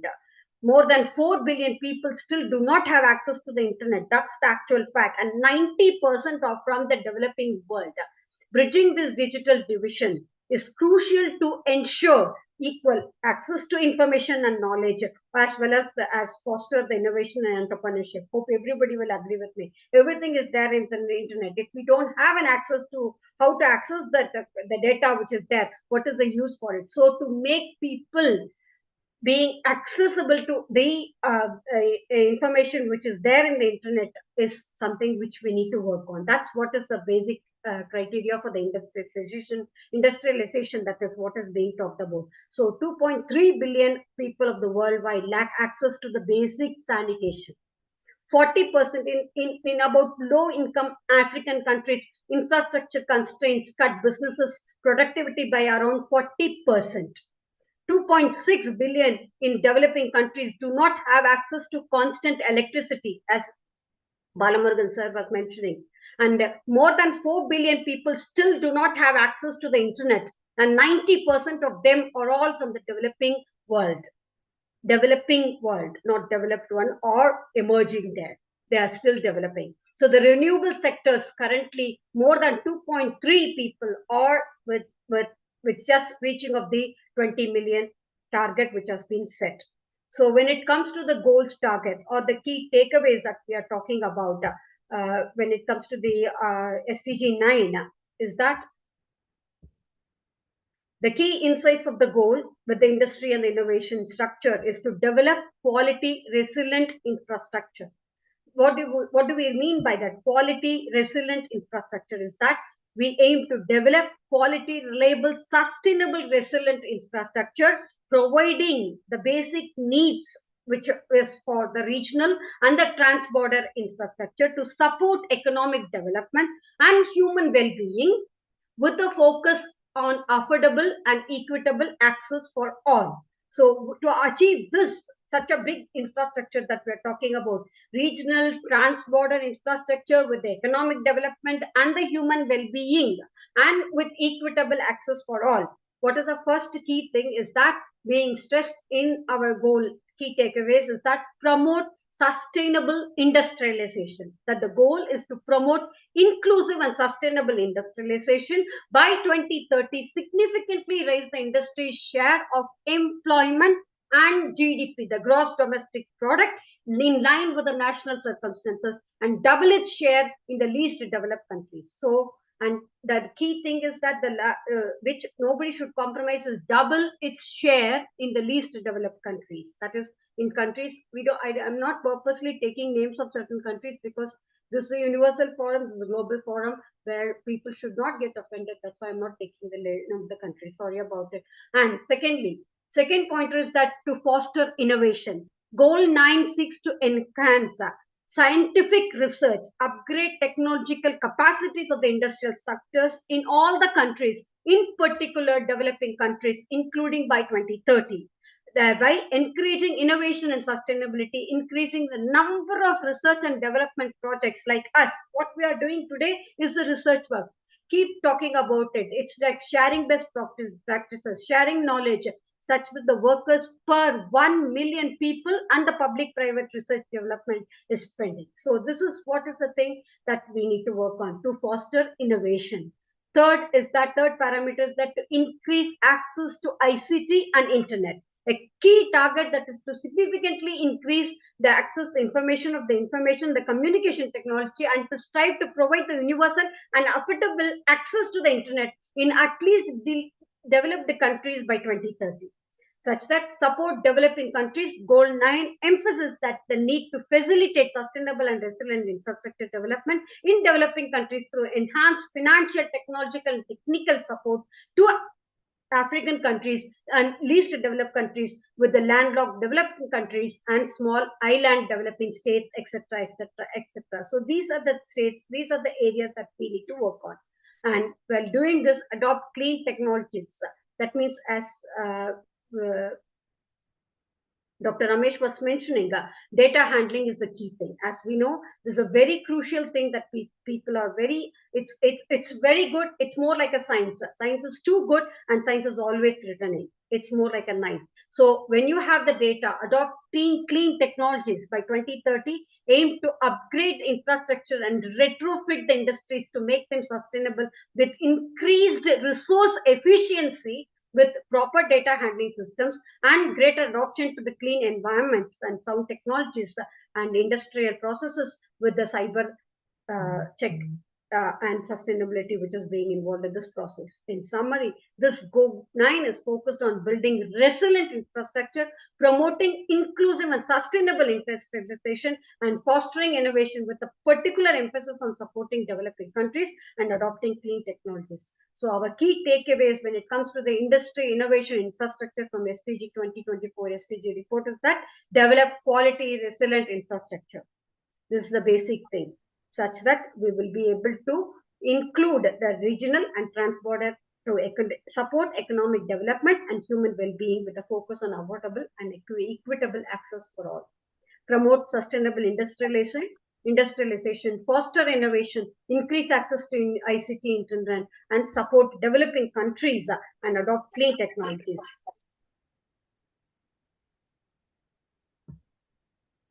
Yes, ma'am. Okay, thank you, sir. Thank you. Thank you so much, ma'am, for presenting the SDG 8 and 9 about the present status and how we can able to achieve that before 2030. Now I'd like to invite Lima ma'am for presenting the status of the SDG 10, reduced inequalities. Welcome, ma'am. Thank you once again giving the opportunity for me to discuss on the very important sustainable development goal, the goal number 10, reduced inequalities. So that is the base and the fundamental part of the overall prosperity and achievement of SDG. So this goal aimed to reduce inequality within and among countries. So, focusing on income inequality, social inclusion, and empowerment of marginalized group. So, we can see that there is a wide gap between the rich and the poor, and it is widening. It is not reducing. This is happening in individual level as well as in the country level. Here are some key aspects that I would like to discuss here based on the report of SDG 2024 report where we are discussing as of now. Why do we need to reduce inequalities? The first part is inequalities are based on demographic aspects. It can be based on income, sex, age, disability, or all this, or ethnicity, religion, and opportunity to continue persist across the world. So inequalities, it's always threatening the long-term social and economic development and the harmony. And again, this harms the poverty reduction and destroys the people's sense of fulfillment and self-worth. So this in turn can be breed crime, disease, and environmental degradation. So it's very, very important. We have to make sure that there should be a kind of reduction in the inequality. Also, we cannot achieve the sustainable development and make a planet better for all the people and excluding the giving a chance for the group of people a kind of a better life. So despite all this part, how this is happening and how this actual situation. So economic disruption of the pandemic and the global share of the people living on less than half the median income has been declining due to social assistance programs and so on and so forth. However, when we look into each aspect of it, each parameters, we can see that the workers' wages have not kept pace with the productivity. And the laborers' share of GDP has resumed its long-term decline. The production is increasing, demand is increasing, all that we know that. But then in comparative with its productivity and all that, are we giving the same share for the workers' GDP? Is that increasing? So that is a big question mark here. So here a historical reversal is threatening the improvement in inequality among the countries also. The economies of the half of the world most vulnerable countries have been growing at slower rates than those of the wealthy countries. This is a very, very alarming situation. So that gap is widening and it is not reducing. And another important aspect, we can see that recently in many of the medias they have covered, most people died on migration routes in 2023 than in any other year on the record. The number of refugees worldwide reached a historic high. Why the people are moving around to get a better life? So that is what the migrations are happening. It may be many reasons, political reason, war, or many things are there. So that is also another aspect. So developing countries are not fairly represented. Another aspect is in any economic decision making process, or they are not getting a equal chance for that. So strengthening this their voice and participation is very crucial in ensuring a more inclusive and equitable global economic system. Addressing the inequality both within and among countries, it's necessitate equitable resource distribution, investment in education and skills, societal protection measures, efforts to stop discrimination and support for marginalized groups and the countries across the world. So that is not happening. Whatever measures we are doing, it is not reaching what is expected by 2030. The one of the main reason is developing countries remain underrepresented in international economic decision making process. Even though we are saying that equality is the uh, important aspect to achieve the SDG. So the statistics are giving here in such a way that developing countries make up 74% of the United Nations General Assembly members, but have limited voice and participation in international economic decision making. And again, the governance system or maybe taking the norms and setting the decisions on that, they are not represented for that. Yeah, when we talk about the World Bank, the main leading arm for any financial assistance across the globe, developing countries hold only 39% of the voting rights.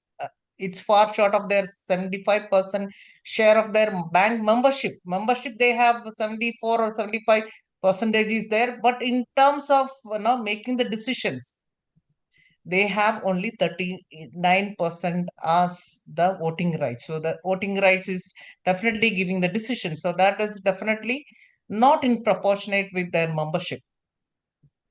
Then another aspect is the International Financial Corporation, the World Bank, private sector lending arm, developing countries have just about 32% of voting rights.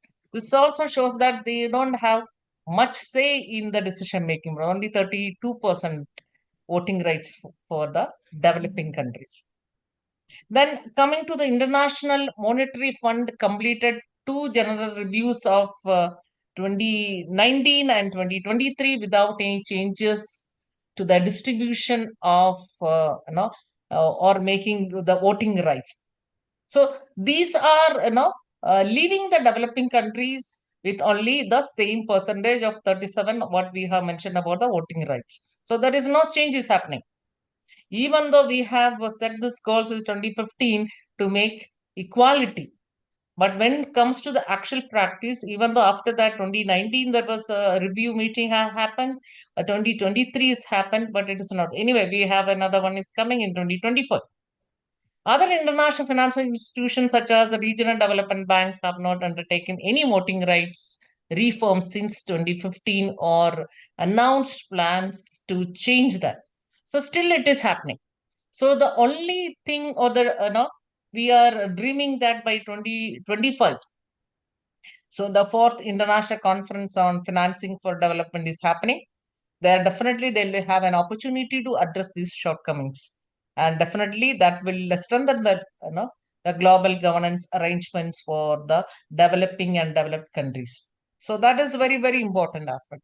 So what the system can do, or maybe how we can address this, how we can reduce the inequality. So what are the requirements for that? So it requires a transformative change. The greater efforts are needed to eradicate extreme poverty and hunger and invest more in health, education, or social protection, and giving a decent job, especially for young people. And again, we talked about the migrants and refugees and other vulnerable communities. Until and unless we are not giving a place for them, they can get us percentage of voting rights to decision making process. This is not going to happen. Even within the countries, it is important to empower and promote inclusive social and economic growth. We can ensure equal opportunity and reduce this inequalities of income if we eliminate the discriminatory laws or the policies, the practices, the governance system, all that to be revamped and should be looked on that part, and then only we can see that we can achieve by 2030 or maybe another 50 years more. We have to wait and see that how the things can change to create a new law and policy and practice for to benefit the equality among the people, equality among the countries. See, among countries, we need to ensure that developing countries are better represented in decision-making process. That is actually lacking here, especially on the issues related to taking decisions or accounting part or a financial part. So there is no representation for them. And this is, even though the membership is more, while coming to the voting part, it's very, very minimum level. We can see that as per the surveys are saying. Then again, another aspect we have to look onto the governments and other stakeholders again also promote safe, regular, responsible migration, including through planned and well-managed policies, procedures. So there are millions of people who left their home, maybe because of many reasons, okay? Maybe because of the war or discrimination or poverty or lack of opportunities or lack of job facilities, all that. So there, definitely, if you're looking for equal representation or to reduce inequality, these are the things the governments and the policy makers, the stakeholders are looking and working on. That definitely there will be a change. We can see that. That is the very important aspect I wanted to say, that through this issue, so through this survey, we have to look forward how this discrimination can be reduced, or maybe we can come back to a equality among all the members, individuals as well as the countries. Thank you. Thank you so much, ma'am, for the presentation. Guys. And I would like to invite Dr. Srividya for SDG 11, Sustainable Cities and Communities. Ma'am, we can make it like within 2 minutes. We'll go, ma'am. Already it is 8:45, so that we can conclude it, and we'll go for the next round for the debate discussion.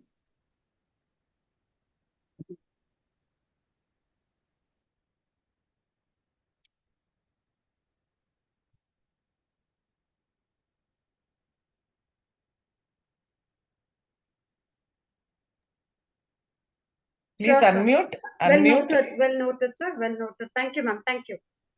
So, well, sustainable cities and communities. So, in the broad sense, like what does sustainability mean? Is the ability to maintain and support a process that is continuously over time. So, it's not going to happen in a day or two or in the near future. It will grow.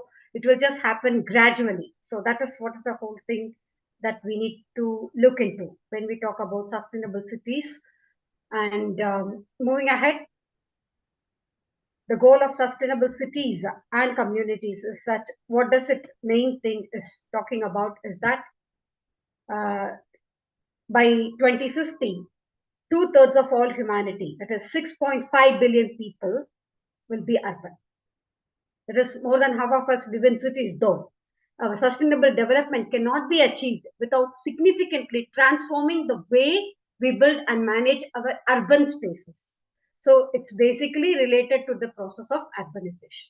So the rapid growth of the cities result in raising population and increasing migration.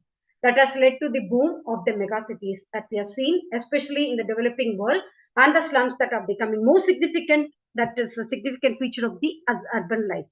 So moving ahead, the making cities sustainable means creating career and business opportunities that have been discussed through, and becoming safe with safe and affordable housing, and building resilient societies and economies. It involves investment in public transport, creating green public spaces, and improving urban planning and management in participatory and inclusive ways. So when it comes to that, going through from the year 2018, 4.2 billion people, that's what is the target that we have looked into. That is 55% of the world population lived in cities. By 2050, the urban population is expected to reach 6.5 billion. And cities occupy just 3% of the Earth's land, but account for 60 to 80% of the energy consumption and at least 70% of the carbon emissions. And third point, which is again very crucial, is 828 million people are estimated to live in slums, and the numbers are keep on rising. So in 1990, there were about 10 cities that with 10 million people or more. By 2014, the number of the mega cities rose to 28, means 28 million, and was expected to reach 33 by 2018. In future, 9 out of the mega cities will be in the developing world. So with all these things, what we need to sum up is that what we are here to sum up with the sustainable cities and the communities is that, sorry, our intention is not to give you an alarming picture, but still, this is what is the actual key factor that we need to look into when we talk about sustainable cities and communities. So the first point is that urbanization in the sprawl cities are sprawling faster than the densifying. By between 2000 and 2020, the cities have expanded to 3.7 times faster than densified, with the global sprawl averaging 5.6% annually compared to only 1.5 densification. So, balancing sustainable development by 2030 will require consistent effort to curb urban sprawl at the local, subnational, national, and the international levels.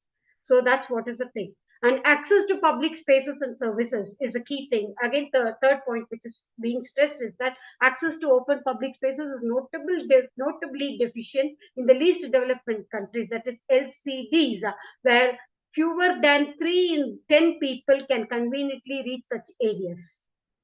So transport is becoming a problem. So we need to work on the transport affordability also. In high performing regions like countries like Australia, New Zealand, North America, and Europe, approximately 6 to 7 out of 10 urban residents enjoy convenient access to open public spaces.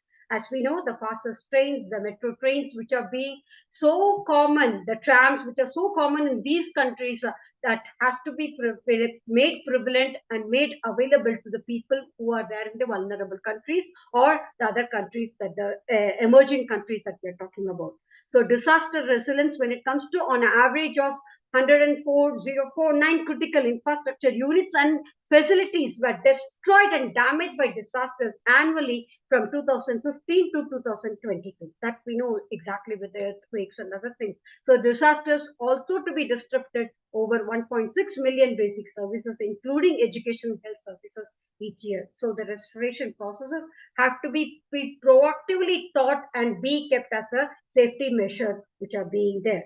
So, however, the low-level risk governance has improved in the recent years, with about 106 countries cumulatively reporting to have local disaster risk reduction system in place and in line with the national strategy. So this is something which is so satisfying. And again, when it comes to that, apart from these things, when it comes to the water pollution, air quality improvement has become a very key challenge, a very big challenge when it comes to the pollution on a 5-year average before and after development of the SDGs, showing a significant decrease, 9% decrease in the fine particulate matter in the global levels, aligning with the World Health Organization air quality guidelines, which is being given in the interim target value of 35 UGM3. So air quality improvement is again one of the parameters that we need to work when we talk about sustainable cities and communities. Then investment and financing, when it comes to that, the most recent and general investment figures for SDG 11 are from 2015 only, registering for about $150 billion in overall funding. The three biggest official development assistance, that is ODA investors to SDG related activities, were Japan, US, and the World Bank, only these countries. So we need to pull in the other countries who can really come and forward with all the contribution. So as of today, there are about 7 public exchange trade funds that has come up, that is ETF, exchange trade funds means ETF, that is focused on sustainable cities and communities, totaling to 663 millions in assets under management USD, with AUM geographically for 47% of the SDG 11 investment comes from the US, followed by Japan with 10%, Sweden with 6.27%, the UK with 6.18%, and Canada with 5.62%. Thank you so much.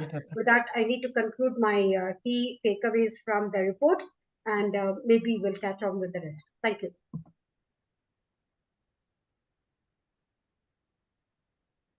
Can I continue, sir? Yes, thank you, ma'am. Thank you so much. So I would like to invite Leena, ma'am, Yeah. to report on the responsible consumption and production SDG goal, ma'am. Sure.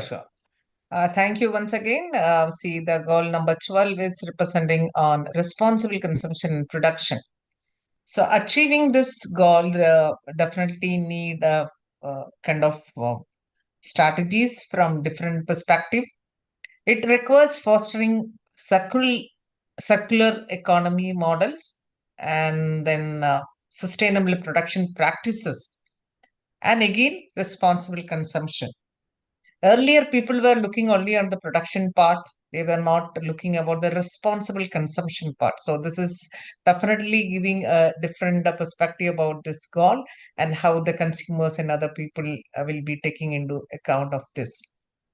So these approaches can take advantage of opportunities at every stage of production to reduce resources and fossil fuel use, or drive innovation and conserve energy and mitigate emissions. So this is a very conscious effort. Deliberate attempt is very, very important for that. So the progress largely depends on the robust regulatory framework, financial incentives, and creating public awareness. Then only we can see that we can reach to that part. So there are many countries have made strides in meeting obligations under international environmental agreements on hazardous waste and other chemicals and implementing comprehensive approaches to combat environmental and other pollution and the degradation and all that part. However, the patterns of unsustainable consumption and production is still persist. The production is and the consumption is not happening with what is actually the norms are saying. Definitely, this will be a difficult task. Anyway, the paucity of the time, I will be giving only one or two aspect of it. The domestic material consumption and material footprints continue to expand. The growth rates have slowed down, but regional disparities underscore the need for integrated interventions in the based on varying consumption patterns and environmental impacts. Right? So high rates of consumption and insufficient reuse and recycling are producing the piles of e-waste. So that is actually a very, very important, and especially in this scenario, the e-waste is and it's moving up, and how that can be reduced. So there is no specific regulations for that, or uncontrolled disposal of electronic and electrical equipments. So that is a very challenging part. Then only we can see that we can reach to that goal. So what I wanted to conclude here, that by 30, e-waste generation is projected to increase to 10 kilograms per capita per year. That means if all countries boost their collection rates to 60%, 54 million metric tons of e-waste would be managed in an environmentally sound manner.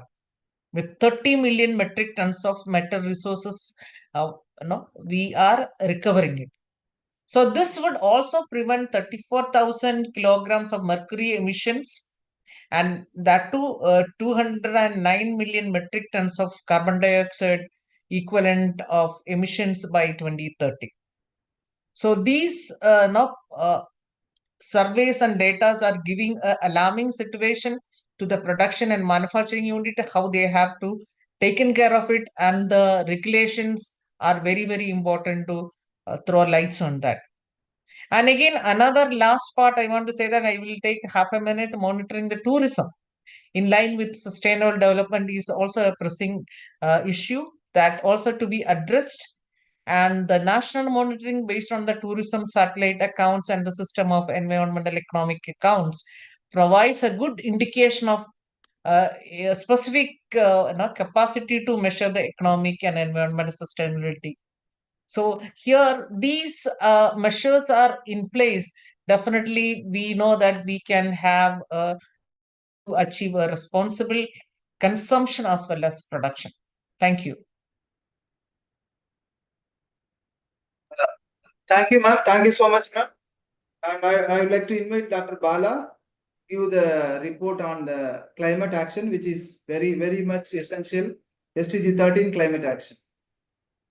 So thank you, panelists. So who have given more insight of all the connected goals. So this is very much important. Everyone is talking about this climatic action. So people know about John Pradeep. So many of the people in India might be knowing him, or the Chennai people would have learned about him, because it's the person who is talking about the data. So sir was actually giving an insight of what is the data value in his earlier report. So the data what has been pulled in for climatic action seems to be very lesser compared to other data. So John Pradeep is a guy who is a private blogger who used to take up the data of how the rainfall is going around us, and what is the wind speed and other things around us, so that he would predict it by 7:30 it would be raining, means 7:31 it would be raining, means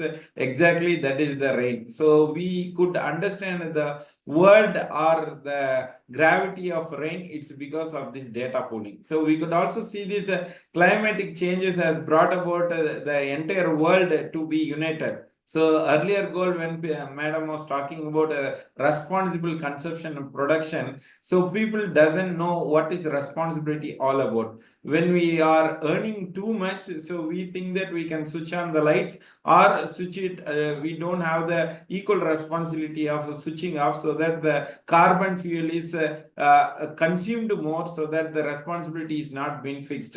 There is a governance called NPC, National Productivity Council, where they conduct usual examinations of Bureau of Energy Efficiency, where the energy auditing is going about. So it talks about that responsible consumption. But coming to the climatic action, it seems to be that the entire changes what is happening around, it's all because of this data pooling. So climatic records were shattered in 2023 as a climatic crisis accelerated in real time. Real temperature rising happened during this period where this GHG emission seems to continue more. So this is the record data. We could see that the highest ever greenhouse gas emissions reveals a global failure to meet climatic goals. So that means to say it is in an alarming level from 1990 to this 2022. So now the 1.5 degree, whatever we talk about this 1.5 degree climatic change, is all because of this carbon emission. Whatever the particulate matter that is available, it should be increased to 700, so that is parts per million, which if it is going beyond the 700, no kids would be living here. So another 30 to 40 years, this is going to be a rise, and thus that would give a climatic changes of the warming the temperature to 1.5. So that means to say we need to reduce our consumption. Reaching this 100 billion climatic financial goal is a milestone, means a trillion peoples or a trillion are needed in national action plans. That is what the economic action is being given. Organization for Economic Cooperation and Development, OECD, reports that the commitment was met for the first time in 2022. Climatic finance increased by 30% from 2021 to reach 115 billion in 2022. So we could also see that we in India, we are working with a lot many things, and C40 cities, C steps, and these climatic changes are working together to connect all the people to understand this energy level, which is most very much important, releasing this carbon dioxide. Although the 90% of the people have access to electricity, that is the data which is being given, but still we need to understand the decentralization and the carbon emissions need to be reduced, and fossil fuel production need to be mitigated. So this need to be understood, means we need to think about the record which is going on increasing the level of GHG emissions,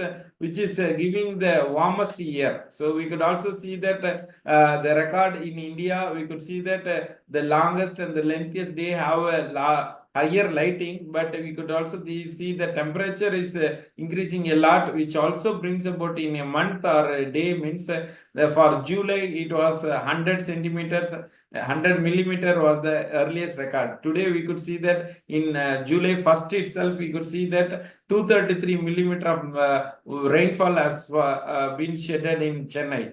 So this is the climatic changes, means we need to think about the global scenario where the disasters are happening even in UAE and other part of the world, which is always taken care on engineering perspective. Now the water level is increasing in a day itself. That means to say the day rainfall has devastated the entire drainage. So where engineering also need to be improved on such parameters, where the ground cannot take up that much water level. So where the earlier water rainfall for the 100 years was somewhere nearer to 1 centimeter. Now on a day itself it was around 100 millimeters, means it is more than 1 centimeter, where the waterfall which could be flowing in a 1 centimeter rainfall, that is in the drain, it cannot accommodate 2 centimeters of water which is running through the pool. So this means to say that all this data is all connected with these climatic changes. We need to ensure that this alone to be mitigated compared to the other part, because the climatic change, it's a real menace to the society. Means we need to take care of all the goals, interconnected goals. Coming forward, the other goals would be specifically talking about the climatic changes to mitigate this land, water, and other areas. Thank you so much, and we will be connected with it. Thank you.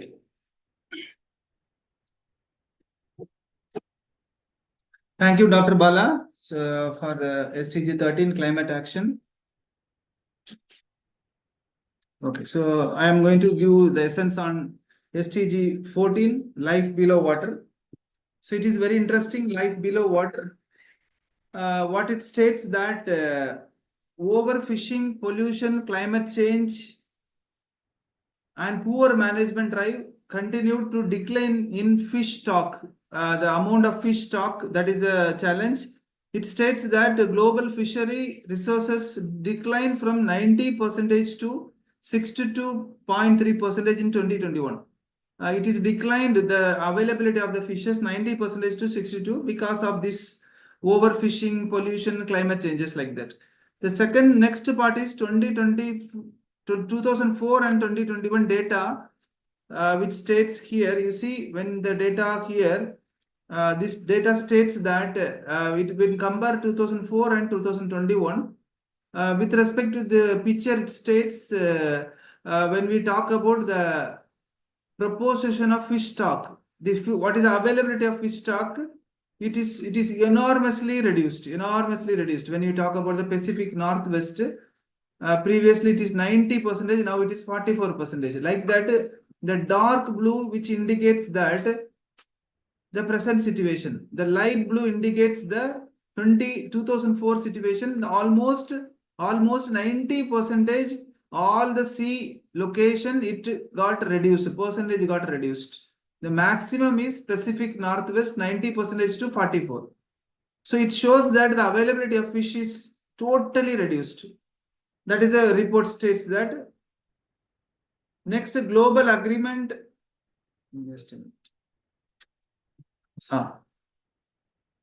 Global agreement, again good, renew momentum to protect key biodiversity area in the oceans.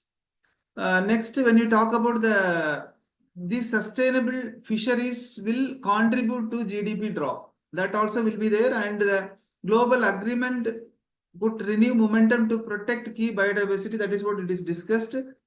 And the last one is the very important, the record high ocean temperature. Because of ocean temperature high, there is a big possibility of global coral bleaching event.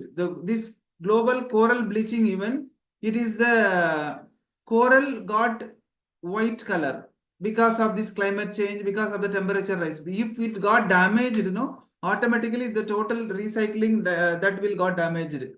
So the climate change, 90% of coral would be lost by 2050. If it will continue, 90% will be of coral would be lost by 2050 if the temperature raised by 1.5 degree to 2 degree. This is what the report states. It is the very very alarming situation for them.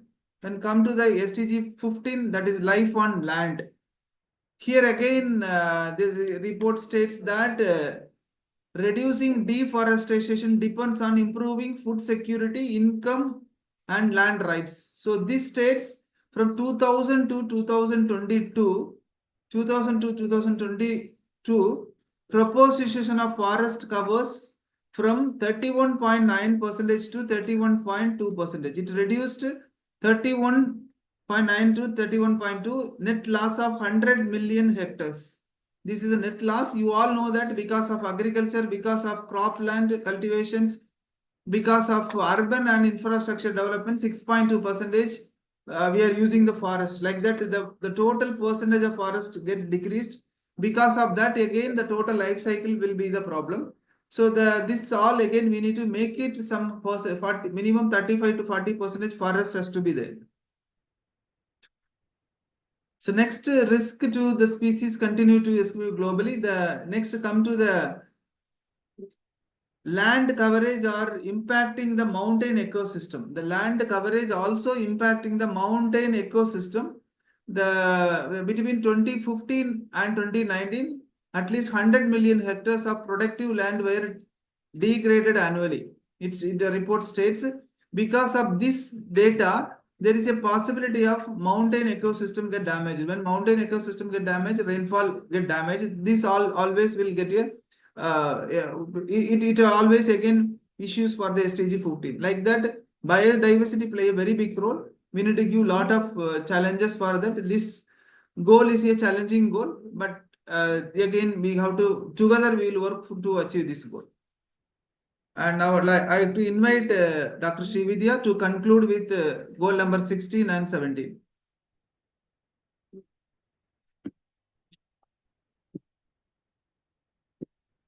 Dr. Srividya?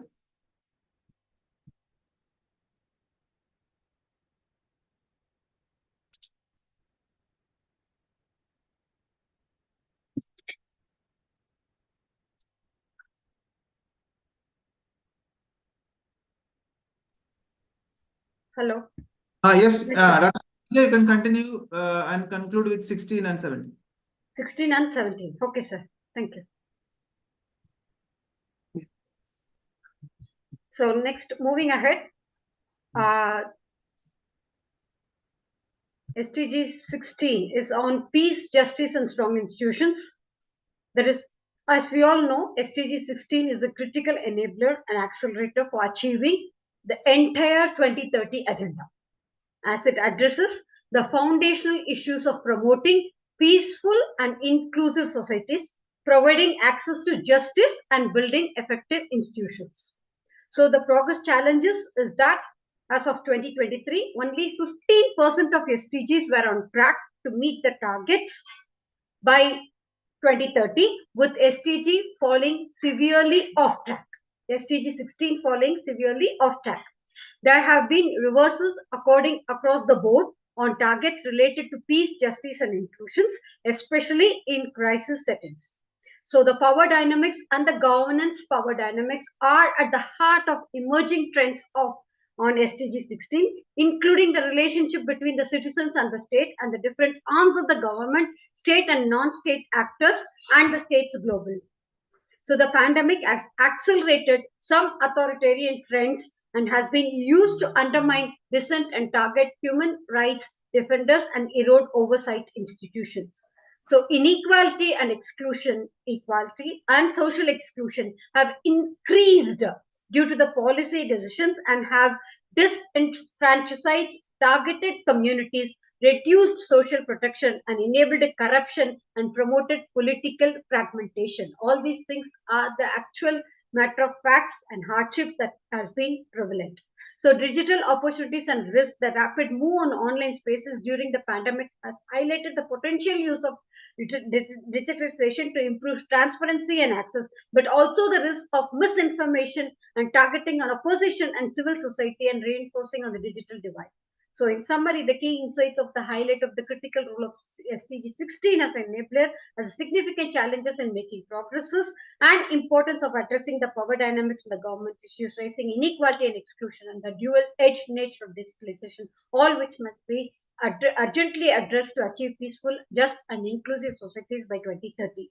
So, restorative practices that we can implement is that significantly reduce all forms of violence and related death rates everywhere. Second is that end abuse, exploitation, trafficking, and all forms of violence against the thoughts of children. Promote rule of law at national and international levels and ensure equal access to justice for all. By 2030, significantly reduce illicit financial arm flows, strengthen the recovery and return of stolen assets, and combat all forms of organized crimes.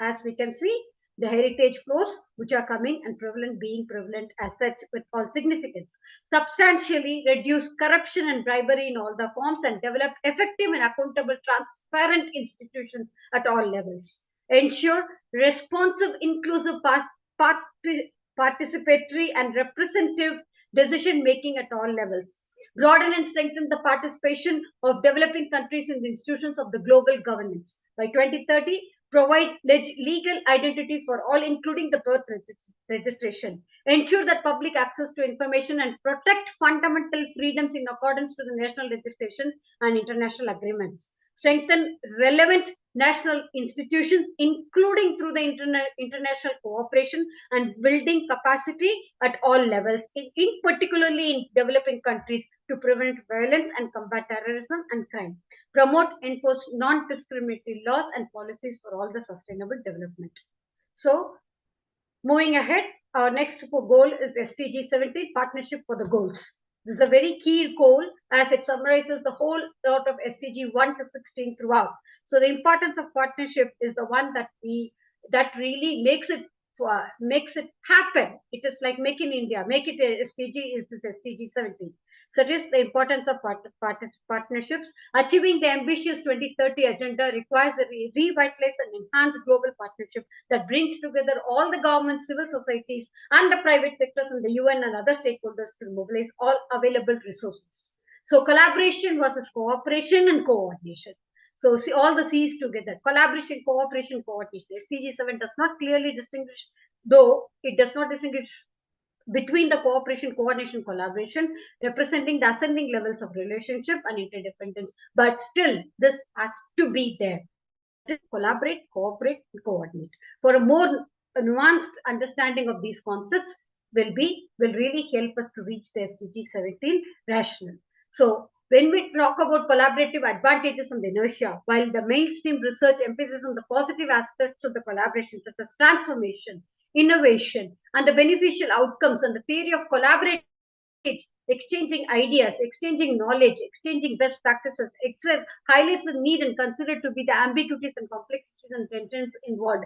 As such, we have to really tailor make it, modify it to the local community requirements or the parameters or the expectations. So the key collaborative elements include the important elements to consider in SDG 17, that is power relations, trust, goal management, organization cultures, and the leadership. Very importantly, these all things which we cannot compromise on, such that people will be able to work together. Addressing these can help in raising awareness of the challenges in achieving the effective collaboration with the Green Key's contribution. The Green Key, as a global sustainable tourism program, contributes to SDG 17 through its multi-stakeholder partnerships, independent decision-making, engagement with the local communities, and the provision of the reliable sustainability data. That is why we could see all the leaders, all the people moving ahead, going to different countries, learning different cultures, patronizing different cultures, accepting all differences, and working in collaboration, working in congenial way, so such that they are all falling into this track of SDG 17. In summary, these key insights of highlight the critical importance of partnership, collaboration for achieving the 2030 agenda, the need for more nuanced understanding of the different levels of partnership, and the importance of addressing the complex dynamics which are involved in this effective cooperation. When it is such a case, what has to be worked on with that as a respiration processes? When it comes to the finance, the first category is that of finance. Strengthen the domestic resource mobilization, including international support to developing countries to improve domestic capacity for tax and other revenue collection. So this is the first key thing when it comes to the finance part of it. Develop countries to implement fully their official development assistance commitments, including the commitment by many developed countries to achieve the target of 0.7% of ODA by GNI to developing countries and 0.15 to 0.20% of ODA for GNI to the least development countries of ODA. The ODA providers are encouraged to consider setting a target to provide at least 0.20% to the least developed countries. So this is the key thing that we need to work on, that the countries have to work on. Third is that while doing this, mobilize additional financial resources for the developing countries from multiple sources.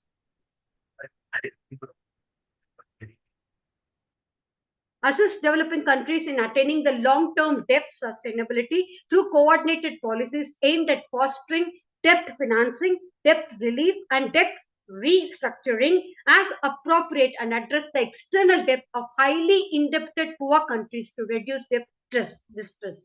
Adopt, implement investment promotion regimes for all the least developed countries. So when it comes to the finance, these are the main things that we need to work on. That is the tax or the monetization of the process which are being involved in it, resource mobilization, and also taking it forward from the developed countries to the underdeveloped countries, which the targets are being given. So second parameter is the technology.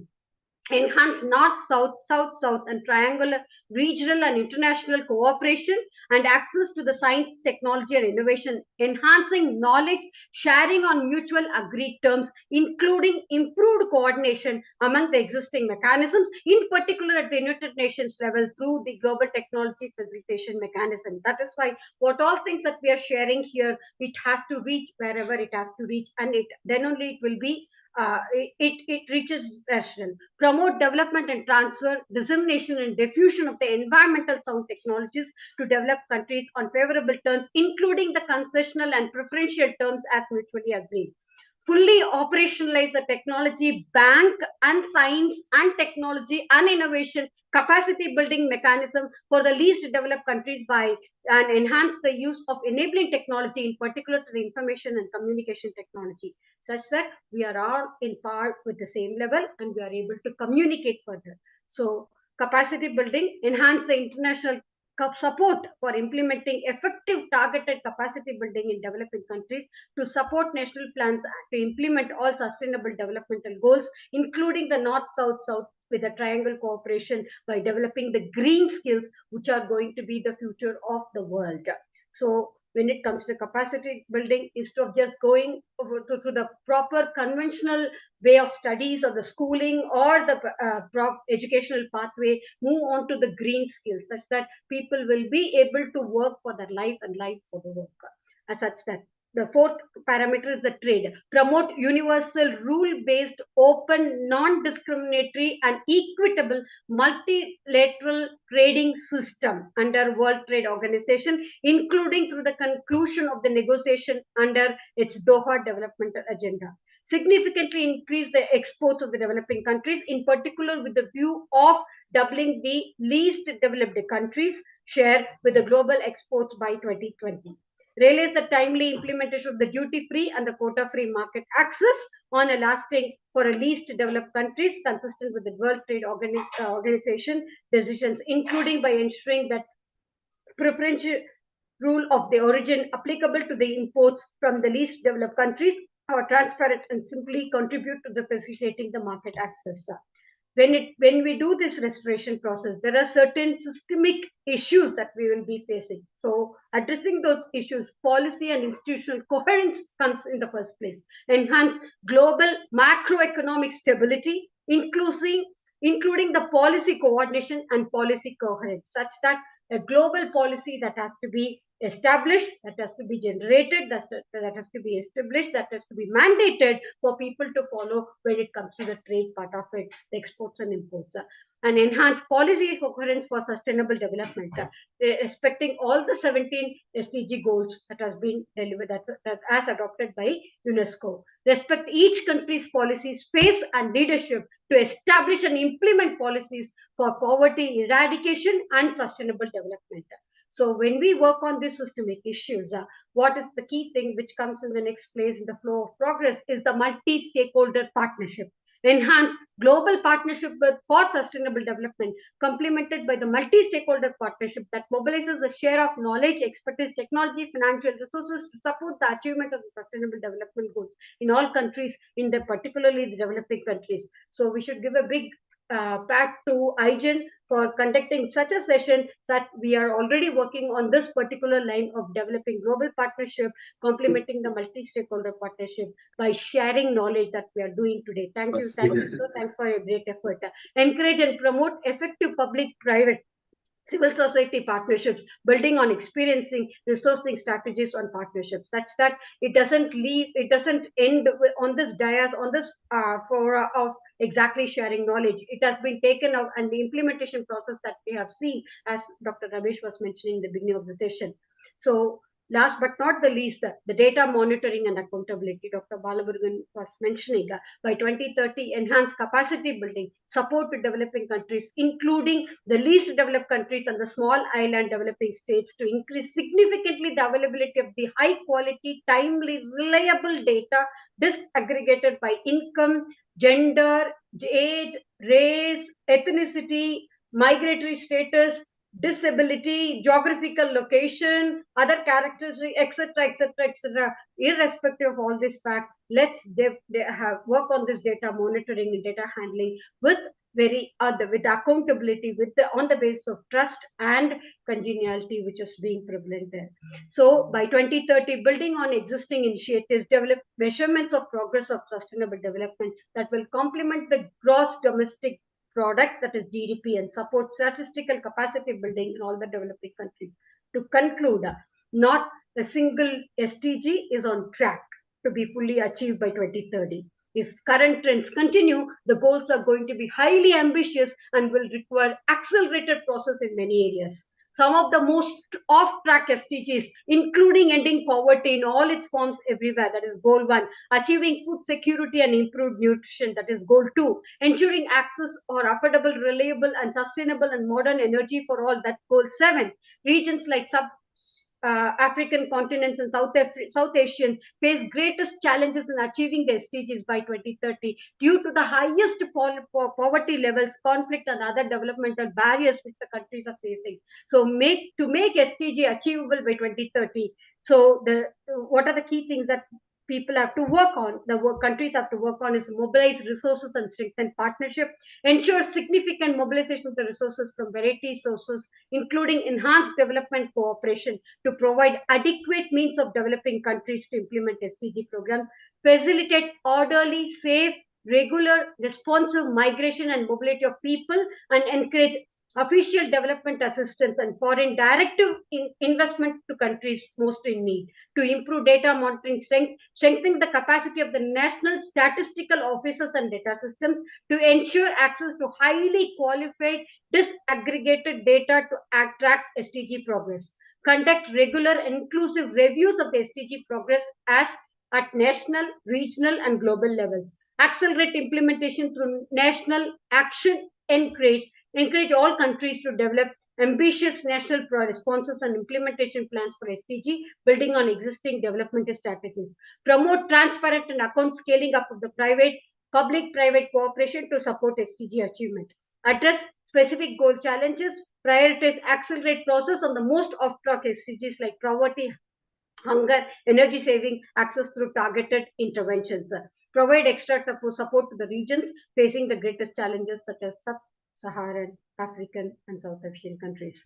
So in summary, achieving the great SDGs by 2030 will require a concerted global effort to mobilize resources, improve data and monitoring, accelerate national implementation, and address specific challenges facing the most off-track goals of the region. Thank you so much. Thank you so much. Because of this SDG 17 partnership only, we all are here. Rightly pointed out, 2 years before, there is no connectivity between you and IGEN, and today we all are here because of SDG 17. Thank you all. Since there is a very already time is 9:30, so we will be moving. So very happy that all the participants, I think the complete report now we had run through with the complete data. So hope you all able to understood the process of the report. Maybe in future also you can able to go through our live videos. You can able to understood without reading the report. Without reading the report, by watching the video, all the students, community, academic professionals, industry professionals can able to enlighten all the information. That is our idea. And now we like to invite Professor Suresh, Principal. Sir is waiting long time with us. Sir, I will have a question for you. Among the accessible target, only 17% on track. Can it is possible to achieve other 83% before 2030, sir? Suresh, sir? Yeah. Switch on the video. Good evening, all. Yes, sir. Good evening, sir. Actually, it was very nice, very enlightening talk. Actually, I'm very happy that not only gender equality in words, but a lot of learned women have spoken, and very happy to see that we are growing. Only thing is, we are going by numbers, basically. It's time that you see you are doing your bit as a part of this global society. Everybody is contributing to SDG. We are creating awareness. Now this is like statistics being told that 17% of the targets are met, and what about the rest? And we are going slow. But I would like to tell only because of COVID the world went back. Otherwise, world was growing slowly. And whatever this disparity between developed and developing or underdeveloped nations was prevailing that time also. Only the awareness about SDGs have come lately. Earlier it was called Millennium Development Goals, and thereafter in 2015 they introduced this term called as Sustainable Development Goals. It is good that we are all growing, and this awareness basically quality of education also one of the goal. I think SDG number 4. People are speaking of quality education only because of education. I think we can empower people, and these disparities will shrink over a period of time. So I am of the opinion that this whatever target we are should achieve, we have set for ourselves over a period of time due to education. See, one thing I'd like to add here is there is something called ESG. I think you might have heard of ESG. All this funding is. I was hearing that, madam, also. Who is going to fund this SDG activities and all? Now, if you look at this, all major companies in the world, there is something called ESG rating, where environment, society, as well as governance is looked into. So all the big corporates, the investment planning is being done so that the companies globally become more responsible towards the environment, society, as well as have good governance. So I think with a positive note, we should let us be more positive and think that we have taken steps in the right direction, and over a period of time, I think I had a educational institution, engineering college, but I can tell you, if you give me some 2 minutes, I can tell you, we have initiated a lot of measures. What I had done as an institution head, what we have done to educate people and how to implement, we have done. It is not speaking, but we have implemented. And recently, we had our NAC accreditation PAT visit also. They appreciated. He initiated a lot of steps in this direction. Even in my college, I have put this SDG goals posters. And I'm happy to share that global accreditation like ABET, Accreditation Board of Engineering and Technology USA, as well as in India, you have got National Board of Accreditation and NAC, National Assessment and Accreditation Council. Everybody is serious about this SDG. We have got a Google Developer Students Club, wherein students do the activities of coding and all. Even Google is now serious about seeing that these SDGs are being attained. And they have given the problems to the students to come up with solutions for this universal goals. Like.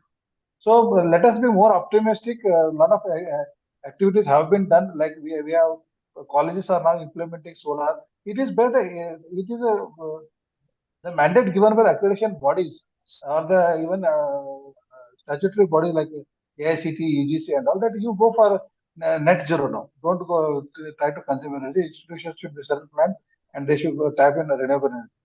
We have installed like biogas plant, energy conservation is being done, NSS activities are being, we are educating people. We have conducted a national conference with our affiliate university, that is Shivaji University, Kolhapur, wherein 65 papers were published, and it was on SDG and Industry 5.0.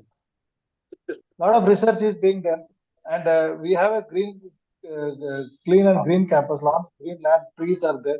A lot of water conservation measures are being done. Green audits are being conducted, energy audits are being conducted, and we are trying to become a paperless office.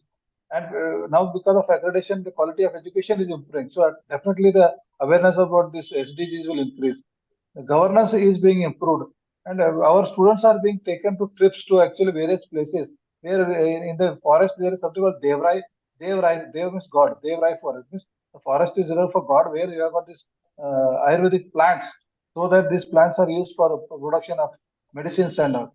So we have to promote sustainable tourism also. I got some few thoughts, very strong thoughts. Basically, we are all this world over. Basically, India is leading. We say that Vasudhaiva Kutumbakam, the world is one family. If that be the thought, India has already introduced National Education Policy 2020, and we are all working towards that. Now that is being implemented. So we are trying to enforce Indian values like universal human values, Indian knowledge system and all. With this aspiration, whatever this development people over the materialistic development has taken place, and India is also aping the West in the last 2-3 decades. This has to come down. This materialistic consumption, responsible production and consumption are already one of the goals. So we need to see that we are just competing without any proper agenda. So we should be focused, committed to the nature, and we should live in harmony with the nature. So I think a lot of awareness is happening. LED lights are being implemented everywhere. BLDC fans are into picture. LED screen monitors have come into picture, and daylighting of classrooms is there. All star-related equipment like fridge, TV, ACs, and all being used. So lot of things are being done all the education institutions. And happy to see that even Mercedes-Benz, Adidas also, I got a pair of shoes. That shoes also there is a recycled plastic there. Even under Mercedes-Benz, such a big company, they are also using recycled plastic in their high-end luxury cars. So I think things are happening. India is also promoting CNG. I think earlier it was LPG, now it is CNG and electrical vehicle. So these pollution emissions are also being reduced. So a lot of things are happening. I think let us be more positive. Even this government of India UGC has taken up training of teachers. Actually, Malviya vision of the national teachers training. So 15 to 20 lakh teachers are being trained on this national education policy, and I'm very sure that this awareness about one world, one humanity, and all, we will try to inculcate some good values among the younger generation. Basically, even the Supreme Court has introduced a mandatory subject of environmental studies in schools as well as colleges, and that is being implemented. But now the question is, what degree of seriousness it is being implemented. A lot of projects are being done on environment and all. So I hope that in days to come, this country and this world will move forward towards the SDGs. And I am very happy that the world is now seriously, people like you who have taken up the initiative. Hats off to those people, and hats off to the ladies who spoke so nicely. See, a lot of thought is going on to this. We need to conduct a lot of research. Even this Abbott and NBA, they say that students should do projects which are solving the global problems. Engineering curriculum globally should be devised so that the engineer passing out of an engineering institution is able to understand the global problems and solve the problem. That is the agenda by the global organizations. So I hope that whatever initiative you have taken is a great initiative. Thank you for including me in this. I would be very happy to share my thoughts in days to come. But I only want that this should grow, and whatever little contributions we can make from our end, we'll be very happy to share. And I'd like to, as I was Sri Lekha madam from Dubai, some madam was speaking. I think we should have global collaborations also. This activity I was very happy to see that she was so nicely speaking about all these topics. And I think we need to have more collaborations and do something on a similar line so that we educate people. There are around 8 billion people on planet Earth, and I think very few, hardly not even 1% are knowing about what is SDG also.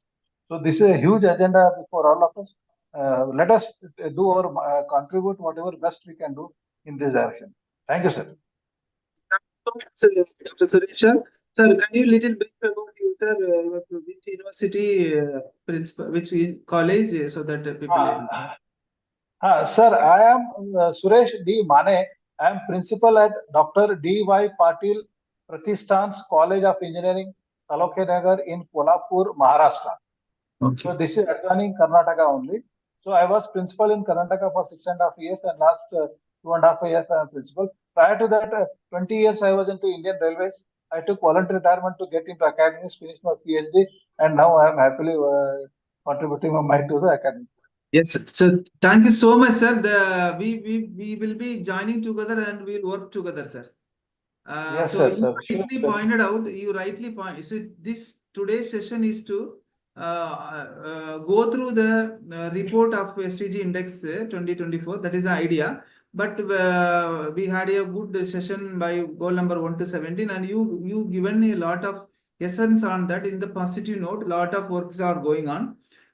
With go through all, we had come out with some action plan here.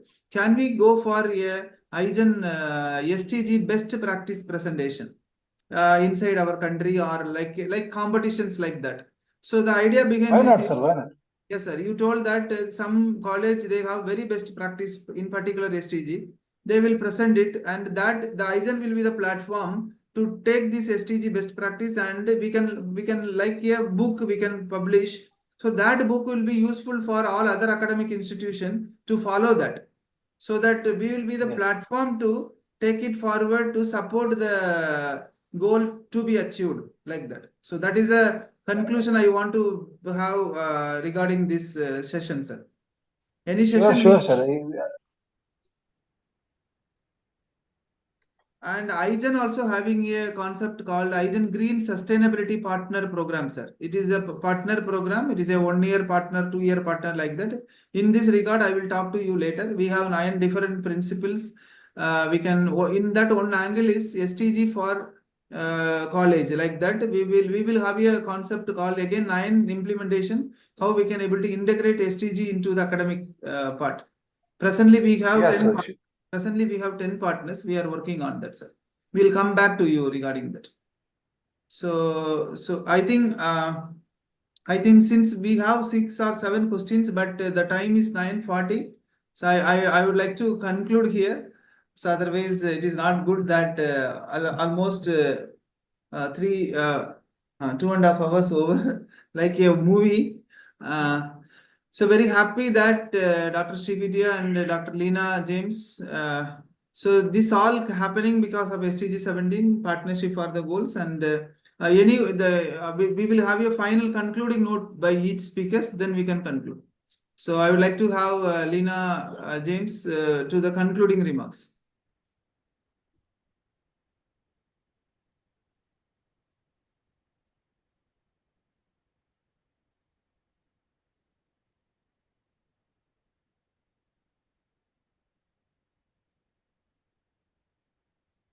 Ma'am, are you going to unmute, ma'am?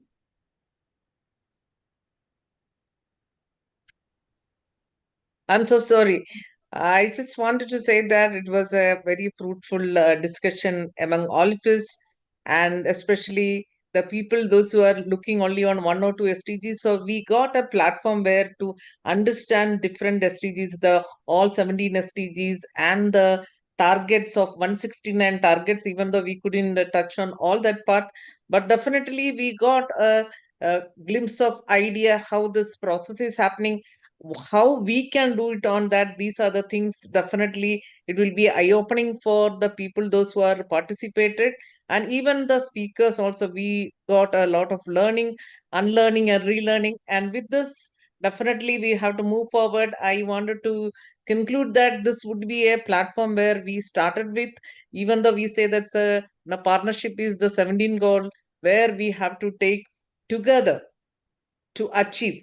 Even when we say that a small simple step from our side, that makes a lot of ripple effects, and that's the way we have to move forward. And this should be a initiative, this should be a way we have to proceed further, and this is only a starting point, way more to work together and to achieve on that. So that should be our agenda, and that's the way we have to move forward. Thank you for the invite and giving a platform for me to speak my little knowledge and getting connected with the people, with my co-panelists and the participant. Thank you. Thank you so much. For preparing and be part of with us. In future also we will travel together, and we can form a STG team also, STG academic team, STG industry team, and we will be the bridge between the industry academy, so that that connection we can able to give lot of essence. So we will always go through the positive change. So we will not go for it is not happen. We will assume that 2030 we can able to achieve the SDGs. In line with that, we will work together. And now I would like to invite Dr. Srividya Sukumar for the final concluding remarks. Thank you, sir. Thank you. And it's indeed a wonderful opportunity, as we all know, and we do agree that. It's a great idea of bringing people together on this platform to talk about the SDGs. As you rightly mentioned in the beginning of the session, people do not know about exactly, they know about the SDGs, the 17 SDGs, probably they will be able to mention their names and everything, but still reading a report and having a very quintessential takeaways from the particular report which has been discussed so far is the key thing, and that's a great initiative. And congratulations to you, sir. As we all know, we live in a very increasingly complex world, and while the recent decades have been seen achieve unprecedented economic growth and make real progress on a number of key developmental issues, these kind of initiatives are the key things or the much needed things which will give rise to the swelling list of the environmental social burdens, sharing up all possibilities, sharing up knowledge, sharing up pathways of marching together, working in collaboration, such that we'll make it more like a viable place to conduct business and to move forward exactly in the glorious pathway. One small note which I would like to dedicate for IGEN is that this kind of thought which has come to you really needs a genuine appreciation. As you sow, you reap. We can see that how proactive and that it's a visionary thought that you have thought about sharing SDGs today and coming up with a program with your team. Basically, I can see Dr.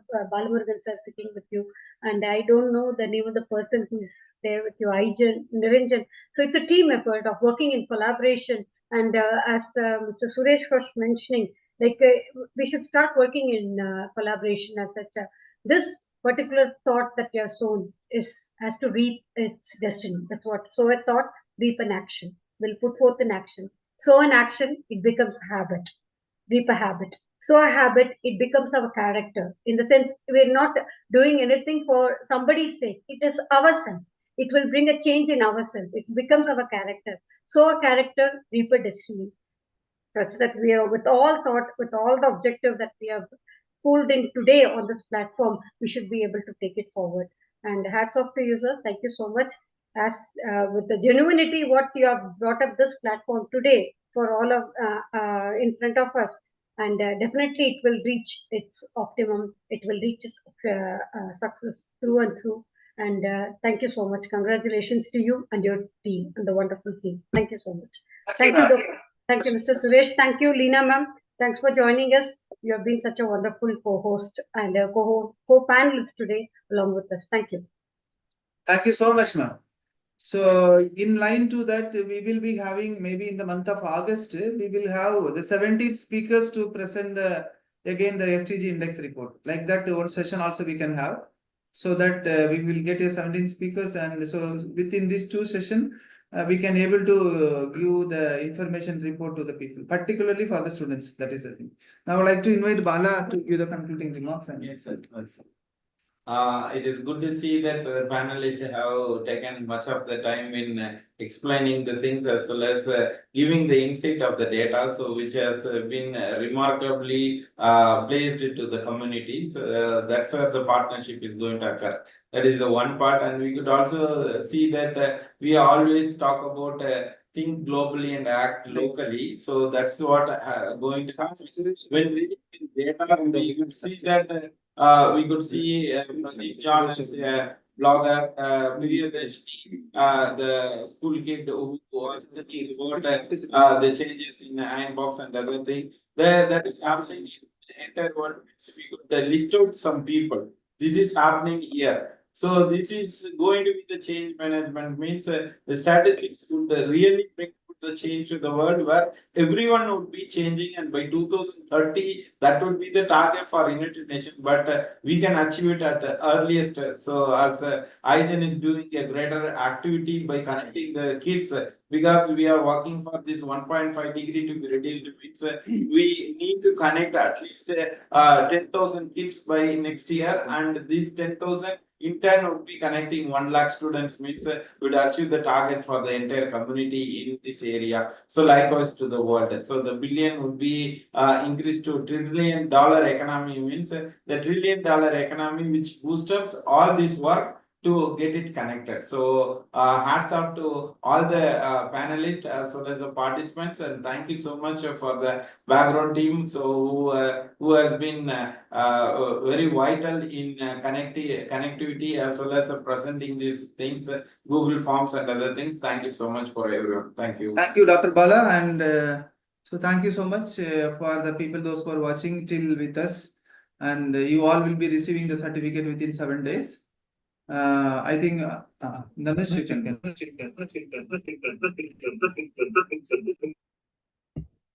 Thank you, Dhanush. Thank you, ma'am. Thank you, ma'am. Thank you, ma'am. Now I invite Dr. Randiraj sir to Dr. Randiraj, the director of IGEN, to give the vote of thanks. So it's a great pleasure to attend this, and it was a wonderful session. So I'm very much thankful to the panelists, starting from Dr. L. Ramesh sir, Dr. Bala sir, and Dr. Srividya ma'am, and Leena ma'am, and Dr. Suresh sir. It was a wonderful session. So 17 STG and 17 reports actually. So I think we need to have a one by one event for single SDGs actually.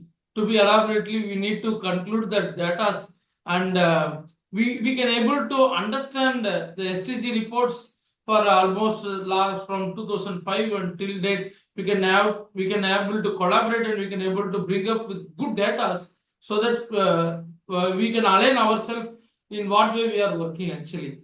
And each college and each member actually needs to know what is the exact scenario where we are, and we are very much in a pathetic condition, we can able to say, because in all 17 SDGs we are lagging each and every country, and no one we have attained the complete SDG. At least we 2030 is not too far, actually 6 years only apart, and we are still struggling to achieve even a single SDG in that 17 goal actually. So thank you all, and thank you audience for patiently listening, and thank you the backstage team for conducting this wonderful event. Thank you. Thank you, Niranjan and Hari, Kabilan and Dhanush. Hey, no, okay. So thank you so much. Thank you all. So we'll have the next debate session with some another interesting topics. So that so this debate sessions, actually we thought of having a very strong debate by 7 or 8 questions. Since there is no time, we can't able to extend for that. Maybe we can have another one day for the sessions like that. Thank you all. Thank you so much. Thank you so much. Thank you. Thank you all. Bye. Thank you. Thank you, Thank sir. you. Thank you so much. Thank you, team. Thank you. Thank you all. Thank you. Bye. Okay, stop a little.